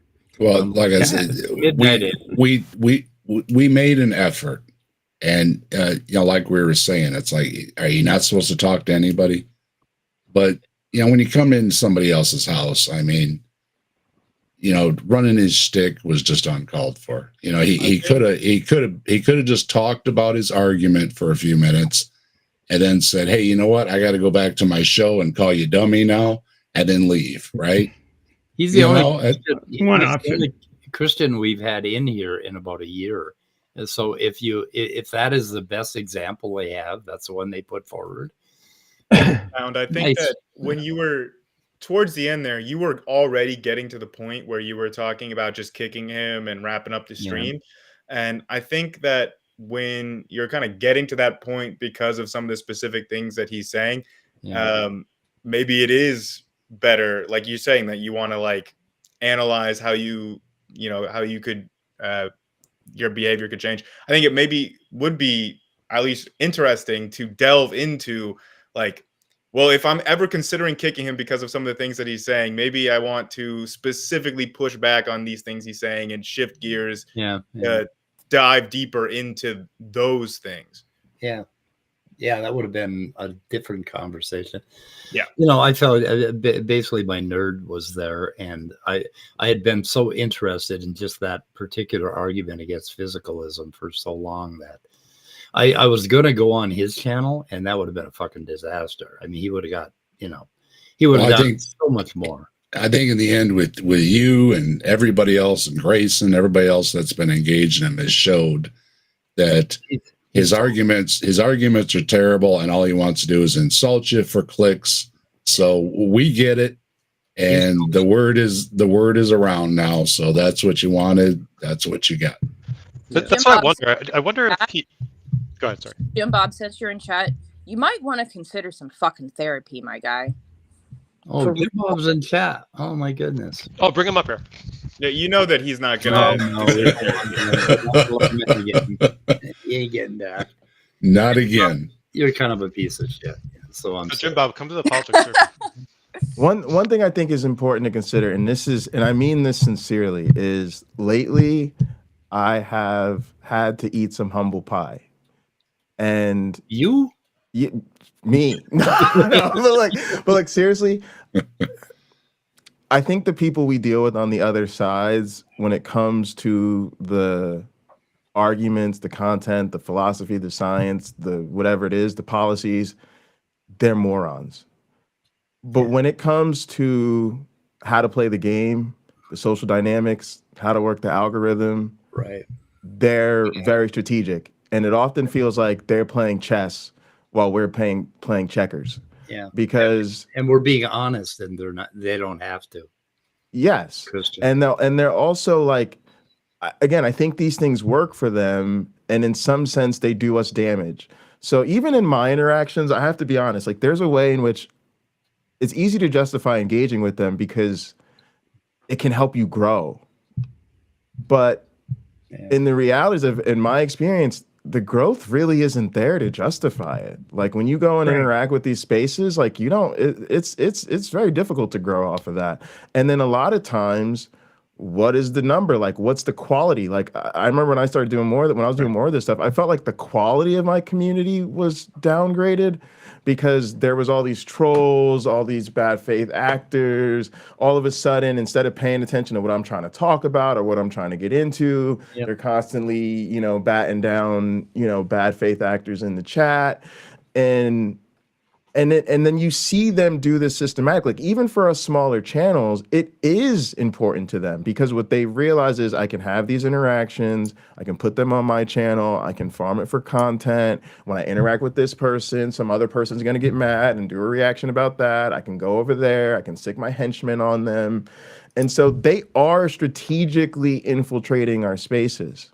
And when we get excited, oh, I'm going to show them how smart I am, I'm going to show them how dumb they are about science or philosophy, we're feeding right into their playbook. That's exactly what they want us to do. It doesn't bother a lot of people in this group, though, because there are too many people in this group that would fucking throw any goddamn so-called friend under the bus real quick to get a few more fucking subscribers and views.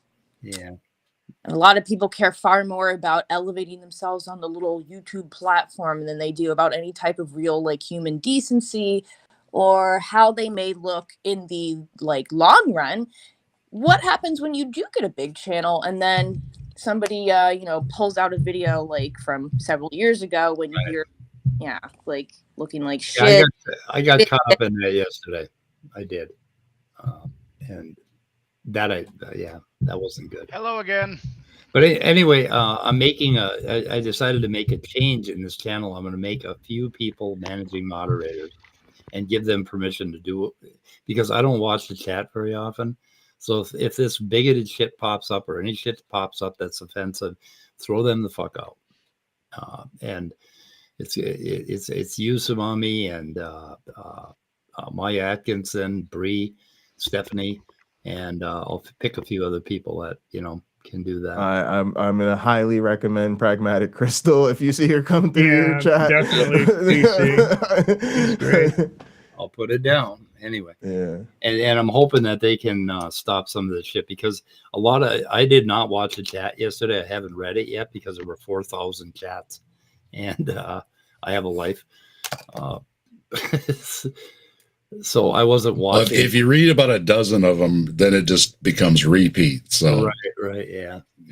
Anyway, one change that we want to make. Anyway, so Swiffer, you haven't said anything yet, or you haven't had a chance to talk. Did you want to say something?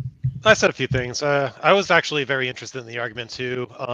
I just want JimBob to actually defend his first premise. I think the mistake when engaging with people like him, especially him, is that he doesn't understand that he's giving the argument. He needs to give independent support for his premises, not ask questions, because questions aren't arguments. Now, I understand that he was going to have some kind of minimal reason to believe as argument goes through, if everybody he talks to can't give some kind of conceptual analysis of how propositions can have truth values on physicalism. But I mean, look, like there's tons of stuff that's been written by, people like Fodor since the 80s on this topic. Victor, can you clarify what that first premise is? All effects in physics are neither true or false, or more true or false. He's trying to show that there can't be truth under physicalism.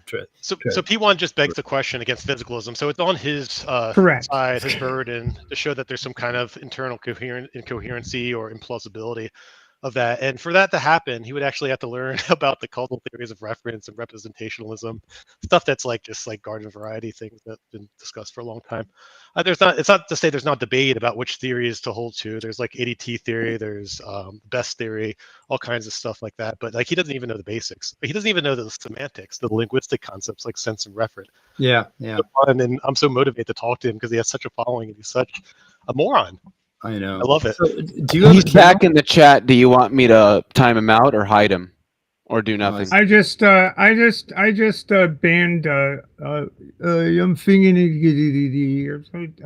your channel on account of the fact that they just called me a faggot.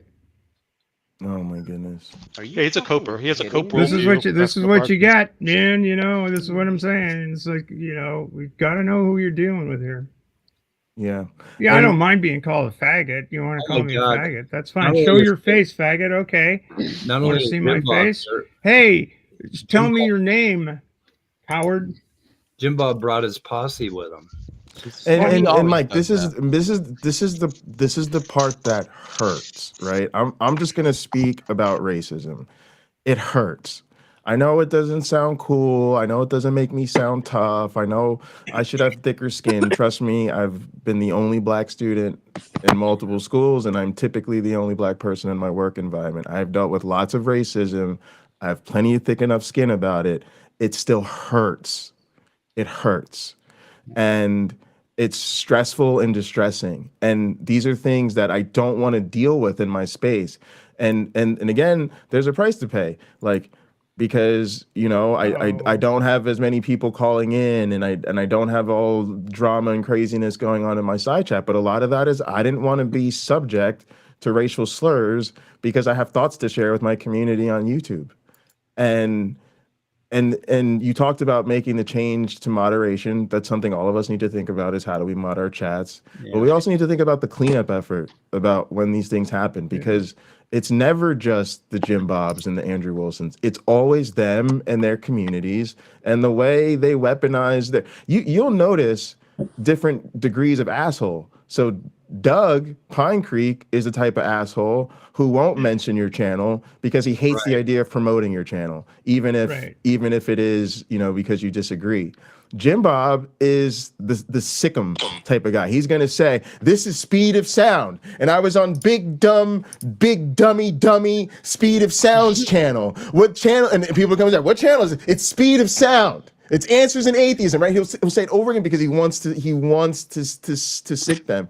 And so now when you're dealing it's great that we have the mod wrenches out now, but there's now a lot more modding to do. Yeah. And I don't take lightly the fact that Stephanie, who is somebody that's a great mod, has to deal with actual slurs in the act of modding, right? And for me, like, it's easy because I noticed a long time ago, my community was disproportionately women, disproportionately LGBTQ, disproportionately people of color.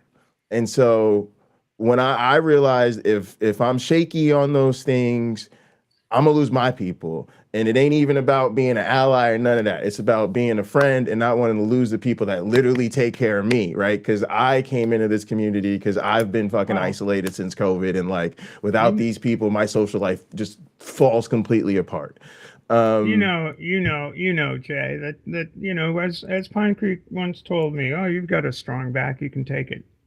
Yeah, and you hear stuff like that. So for me, it's just but why should I have to, or why should you have to? Why should anybody have to? I mean, why do you think you can dish it and why can't you take it when it gets dished right back to you?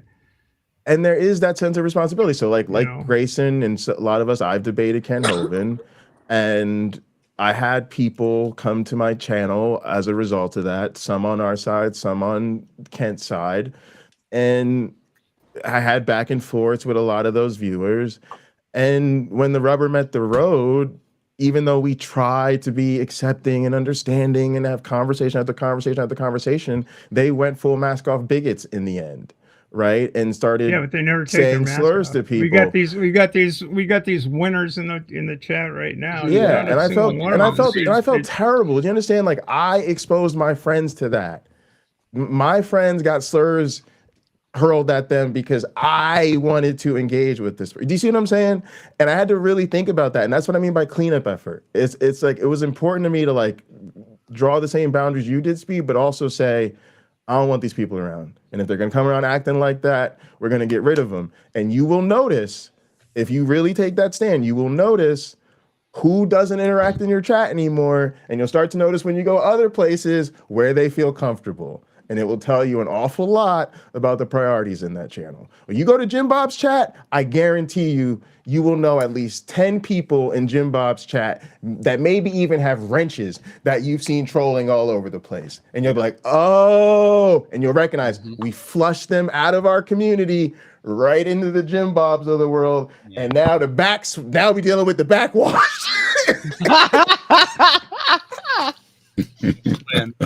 Oh, fuck. Yeah. Hey, Swifter, do you have a channel? No. Swisher? It's Swifter. I said Swifter. Okay, don't make fun. You? I'm sorry, it sounded like you said Swisher. Yeah, go fuck yourself, Leo. I'd like to have a conversation with you sometime, Swifter. If you can reach out to me via email, that would be cool. About physicalism. So. Yeah, Drew, I actually spoke to you. I switched account, or I got whatchamacallit. You were, but that was on Grinyard Reagents.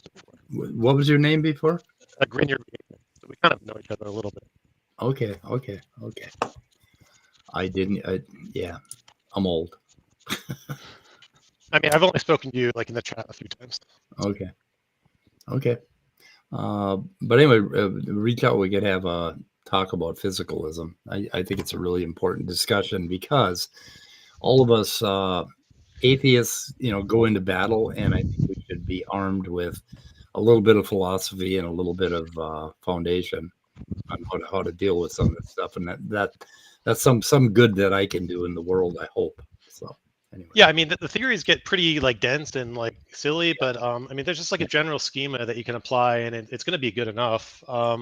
It's not really on the random agnostic or atheist to understand these things in great detail, especially when you can't get an account on the other side, when you can't get a conceptual analysis of how propositions and truth values and the mechanisms that'll work under like a dualist or an idealist, well, really a substance dualist worldview. Yeah, my physicalism is a little, I don't know if it's unique or whatever, but it's a little bit hard, and I have ways of basically representing these things like propositions and truth under physicalism, and I think it's a little Leo hates it, and it's a little bit eccentric, but I would like to talk to somebody about it and work out where I'm wrong.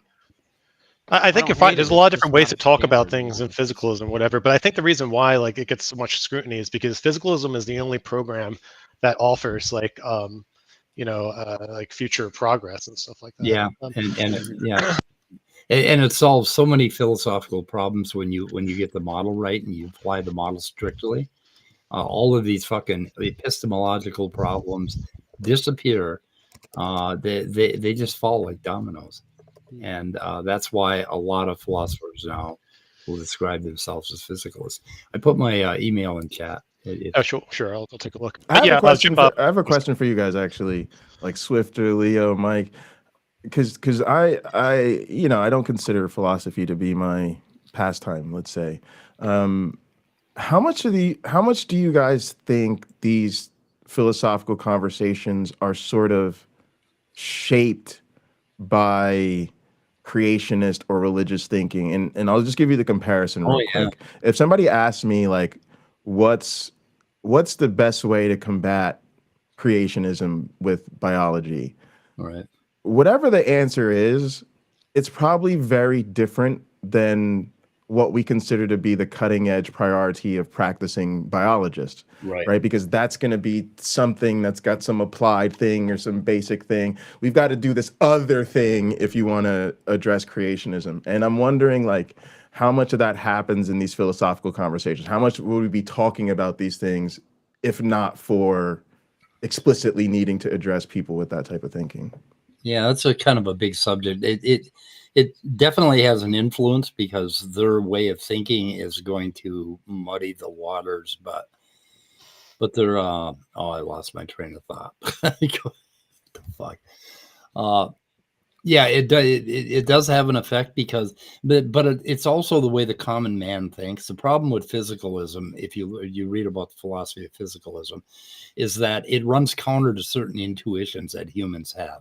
Like, I have this mind thing, and I have free will, and I have this and that, and it runs counter. Those intuitions run through all humans, even atheists. So, in that respect, the answer to that question is no. It's not. The influence isn't that great. See what I mean? Yeah. It's these intuitions we have about our mind that muddy all of the waters when you're having that discussion about physicalism. And in some respect, we owe the world, us physicalists, owe the world an explanation for how physicalism accounts for all of these intuitive things that seem to run counter, to physicalism. So when a creationist starts asking you, well, how did the liver evolve? They have a point. We should fucking tell them how the liver evolved, right? But they won't sit around and listen long enough to actually hear the story, right? Because it's a long story. All right. I think you need to set your stream to subs only. How do you do that? Can you do that? Yes, you can. Yeah. How the fuck do I do that? Let me try to figure it out. I can do it on YouTube? Of course you can do it on YouTube. Well, you have to do it on YouTube. I don't know if you go into YouTube Studio to do something, or so subs only for chat. That would be under community. I could be wrong, but I think you have to do that before you start the stream. Yeah, probably. No, you can do it. No, you can do it in the middle of the stream. Mm-hmm. Yeah, it gets changed. I've been in chats that have been changed. All of JimBob's acolytes ask such incoherent questions, though. Where is causation in physicalism? Yeah, right. Yeah, what the fuck? Yeah, it's because they don't know what physicalism. I'm sorry, go ahead. Yeah, their questions are literally just nonsensical. Like, Jay, to your point, like, these conversations definitely do happen in philosophical circles, like outside of these creationist clowns. Like, there are merits to having these philosophical discussions about, like the foundations. But like specifically what JimBob is doing is has nothing to do with those philosophical. Like he's not mirroring any actual philosophical arguments. Like he's just prattling on, and his audience just doesn't realize or even understand what he's talking about, because he's not talking about anything that actually is sensical. Like at the end of the day, like nothing he's saying is actually coherent. Oh, these guys are giving me a lot of dumb to respond to. I kind of like that. I've been on JimBob's server. It's full of like it's bad. It's really bad. There's Like, plenty he of literally dumb. just There's posted a plenty question of in this dumb you comment can here. find. Where is progress in physicality? Like, that makes no sense. so what he's responding to is what I was talking about. So there's a theoretical virtue where there's like, optimism about progress in a research program, and physicalism is the only thing that can, of the mind, is the only one that can argue, offer that. The other ones can't, right? Because we can learn things about the world, and we can learn about how, like, the mechanisms or how the mind works. And that's what I'm trying to say. And there's one more question here that was coming up in your debates that I would just like a shot at answering really quick. JimBob kept asking, and Ortho Eric here in the chat is mirroring the question: how do you determine between an emergent property and any other physical effect? And it's like very, very simple. Like, oh my god, there are certain rules that describe the dynamic behavior of things, right? If a new set of rules applies to the whole that doesn't apply to the parts, then that is emergent property. It's about what rules govern the system. Like, you can describe a macroscopic system using quantum mechanical rules, but it's much easier to do so using Newtonian equations because it's emergent. Those sets of rules are emergent and only apply to the whole on a macro level. They don't apply to the parts on a micro level. That's how you can determine if something is emergent or fundamental, is which rules govern its dynamics. Wow, Grayson, you've just brought me back into the emergence fold with that little idea. Thank you. Are you talking about weak? You're talking about weak emergence there, right? Not strong. Yeah, weak. Yeah. Like, I'm talking about emergence in, like, if you read like Phil Anderson's like brief paper on reductionism and emergence, it's very clearly about what rules govern the system. How can you describe the behavior with what set of rules? If it's a rule that doesn't apply at the fundamental level, then you're dealing with something emergent. So I think they actually, when you guys say emergence, I think that they're taking it that you're saying something like strong emergence, like in property dualism. But that's my suspicion. I don't know. Yeah, strong emergence has problems. I guess that's the one that I rail against. But yeah, here's another challenge. Oh, Steph, you were going to say something. Go ahead. Yeah, if physicalism and therefore determinism is true, why do you hold criminals accountable for their crimes? That's just, again, here's another complete category mistake that's going on here. It's like, come on now. That's a question because we're talking about human society. We're talking about how to negotiate rules within which we can exist in society without constant warfare. I would also say, like, just from a pragmatic level, if somebody breaks the law and nothing happens, there are no consequences, that's going to lead to worse outcomes. Like, you have to do something about that behavior. Like, it doesn't have to be retributive and punishing them. I just answered. See, this is the fucking problem. These assholes, they'll come up and say, well, I've got a story here. We've got this study that shows this, and they'll tell you the exact opposite of what the fucking story says. It's like, okay, don't answer the question. Grayson just did. I just did. And I did yesterday. In the debate with JimBob, I acknowledged that you can have determinism it's like free fighting will. with Jello, for fuck's sake. It's just ridiculous. The simple answer to that question is, if you have a tractor that keeps killing people because it's defective, you take its spark plugs out and you put it in the fucking garage. Leo, he thought that you were like not a physicalist or like a weird physicalist because you held to compatibilism. He's like, it's so funny. The other thing I find hard to sometimes communicate is that there's a real way that people like JimBob's acolytes are not ready to have these conversations. Yeah. And what I mean by that, a lot of times when I see a creation versus evolution debate, for instance, the person on the evolution side will jump into things that sometimes I'm going, and sometimes creationists do the same thing. They'll do it intentionally. They'll do things that are like, we might talk about this in graduate school if this was related to the area you're specializing in, right? It's at a different level of conversation in the field. And sometimes it's like, I hate to say this, but if this was a real thing, we would say you don't have the prerequisite background to be having this conversation. Like, there's a reason we have sequences in education, right? There's a reason we teach things in a certain order. And then what really comes on top of this is when you unfortunately like put your faith in the wrong places, you then unlearn. You've given authority to somebody who's actually teaching you the wrong things. And so not only have you like not had the basic foundation, you've actually like learned the wrong things. And so you're like in negative space. Like you need like corrective to even get you back to being like a sort of more of a blank slate, unlearned position. Yeah. And it's really hard to say that to people without sounding super arrogant.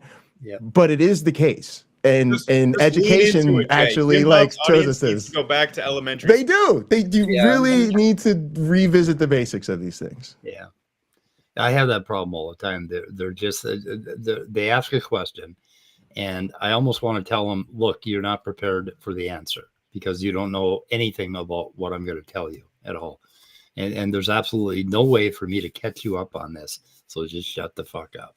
I mean, there's no, like back to how the liver evolved when Rebecca asked me that question. It's like, okay, Rebecca, how many years are we going to spend talking for me to explain this shit to you? Well, as soon as you do, then she's just gonna say, "Oh, okay, but how did the heart evolve?" though?" Yeah, exactly. She'll switch. Or how did life happen in the first place from rocks, right? And then eventually, if you answer literally all the questions, they're just gonna pull a JimBob and say, "Well, how can you know anything at all?" Yeah, exactly. Right. Yeah. Well, Grayson, that's a really good point. I can't tell you the number of times that this exact fucking thing has happened, or something really something analogous. Literally, the most egregious example is the conversation I had with Pine Creek, where he challenged me to find a study that showed a reduced suicidality, not just ideation, but suicidality itself in a trans population. And I found a study, and with a couple of things. I basically have a library of these things over on our new the Transposition Channel's Discord. There's a whole bunch of resources of sports, GnRH agonists, a whole bunch of stuff. Anyway, so I find the study and I don't say, and he said in the middle of his stream, I was on his stream, in the middle of the stream, he said, "Oh, did you see that? This is the study we just looked at. This is what we were talking about. Were you here an hour ago? We were just talking about this." And he averred that the study showed no risk, no diminishment of risk and suicidality among trans populations who have been offered gender affirming care in the Netherlands. It doesn't say that. It says the exact opposite. Right. And you walk him through the study, he goes, most self-assuredly, well, read the conclusions. So I read the conclusions, and it showed a diminishment in risk. And it's like, what do you do? I know. When someone with a large channel tells their large followership the exact opposite of what peer-reviewed research shows. Right. They lie. Or do they see something different? Do they see black when it's obviously white? I don't understand. Standing for Truth does. All you need to realize is that it's an example of people being incredibly disingenuous, and they don't like it when it's pointed out. I also hate to say it. We get the feeling because of what we say that we're having a debate. In reality, we are in the middle of a war, and that's exactly how they see it. This is a war. It's a spiritual battle. It's a battle for not just the idea space, but also the power space and the political space. And so they are hanging on to these ideas, not because they're good ideas or supported ideas, but because they're necessary to hold up their worldview, their beliefs, their politics. Yeah, I mean, it's the classic case of motivated reasoning, right? And unfortunately, that is how they see it. When they're in their spaces and they don't think we're around, they're quick to talk about spiritual warfare and how evil we are and how they can't compromise with us because we have no morals and no values and all of this stuff. You've got to recognize you may not have wanted to be in a war, but the other side has determined that you're the enemy and they're coming for you. Yeah, we're in the war. Yeah, man, and they are really coming for us. I mean, and for some reason, Doug is with them, even though he doesn't believe any of that 100%, stuff. 100%. He will I literally was on a panel with Andrew Wilson and JimBob, and I was arguing with them, and then JimBob brought Doug from Pine Creek on to side with them against me. Yeah. And Doug was actively fulfilling the good little role of a Christian nationalist, even though he thinks it's all a bunch of BS. Yeah. I used to be kind of like Doug in that way, like 24 years ago, 24 odd years ago, when I identified as a Republican. And I do understand how that happens. And for me, it was a matter of, I had some fears, and I was listening to a particular stream of media that played on those fears, and it worked for me, right? And it took a while to change, and like in the last 24 years, I have gone from one end of the spectrum all the way over to the other, and it had happened like step at a time, and sometimes it was like an avalanche. But I understand that conservative mindset, and it's mostly based on fear. They get certain things, certain beliefs that you have, certain things that you're a little bit afraid of, right? And they play on those and they bring them out. And then you start nodding approval. Oh, yeah, you're right. And it's almost like an evil worm that gets inside of you. Have you seen those studies, Sound, where they can predict with better than 50% accuracy your political leanings based on how you react to emotionally charged imagery? Right. And right. If you react with this very fearful gut, very emotional response, you're typically going to be conservative. Yeah. So it's all fear. Yeah. There's a reason why most of the studies also show that those with a higher intellect tend toward leftist politics more than they do rightist politics. Yeah. Yeah, and the solution. But I think that poisons us real quick. Because listen, I'm we're on the same side about most of these things, right? I literally think we win every single debate. I think they're on the wrong side of every single issue. And I don't even think it's close. But what I think we do though is we overvalue the truth. We overvalue being right. And sometimes what I've learned to do is really admire the way the other side plays on aesthetics, plays on emotions, plays on shared values, because those things are so important to the human experience and human motivation that if you overlook those things, I think that's how we keep losing ground. Yeah. Interesting. I'm gonna have to go, guys, but thank you for having me on the panel. Yeah. I am good to see you, Grayson. It was great hanging. I hope I hope we do more. See you, buddy. Thanks. Are you gonna be on tonight? Yep, I do stream every Thursday at like 7:30, so I've got to go get ready for that in an hour. So everybody go check out Grayson tonight. Yeah, I by the way, I have a meeting I've got to be to in 3 minutes, so I've got to end this. I'm sorry, I forgot. Yeah, no worries. I think Steph is on transpositions at 8. I'll be on Skeptic Haven at 8. An hour, so I got to get going. So everybody's got places to go and people to be. Saturday, stop by the Grassman Chronicles. We're going to be talking about the Dogman. All right. Okay, thank you guys. See you later. Okay. Peace out, guys. Okay.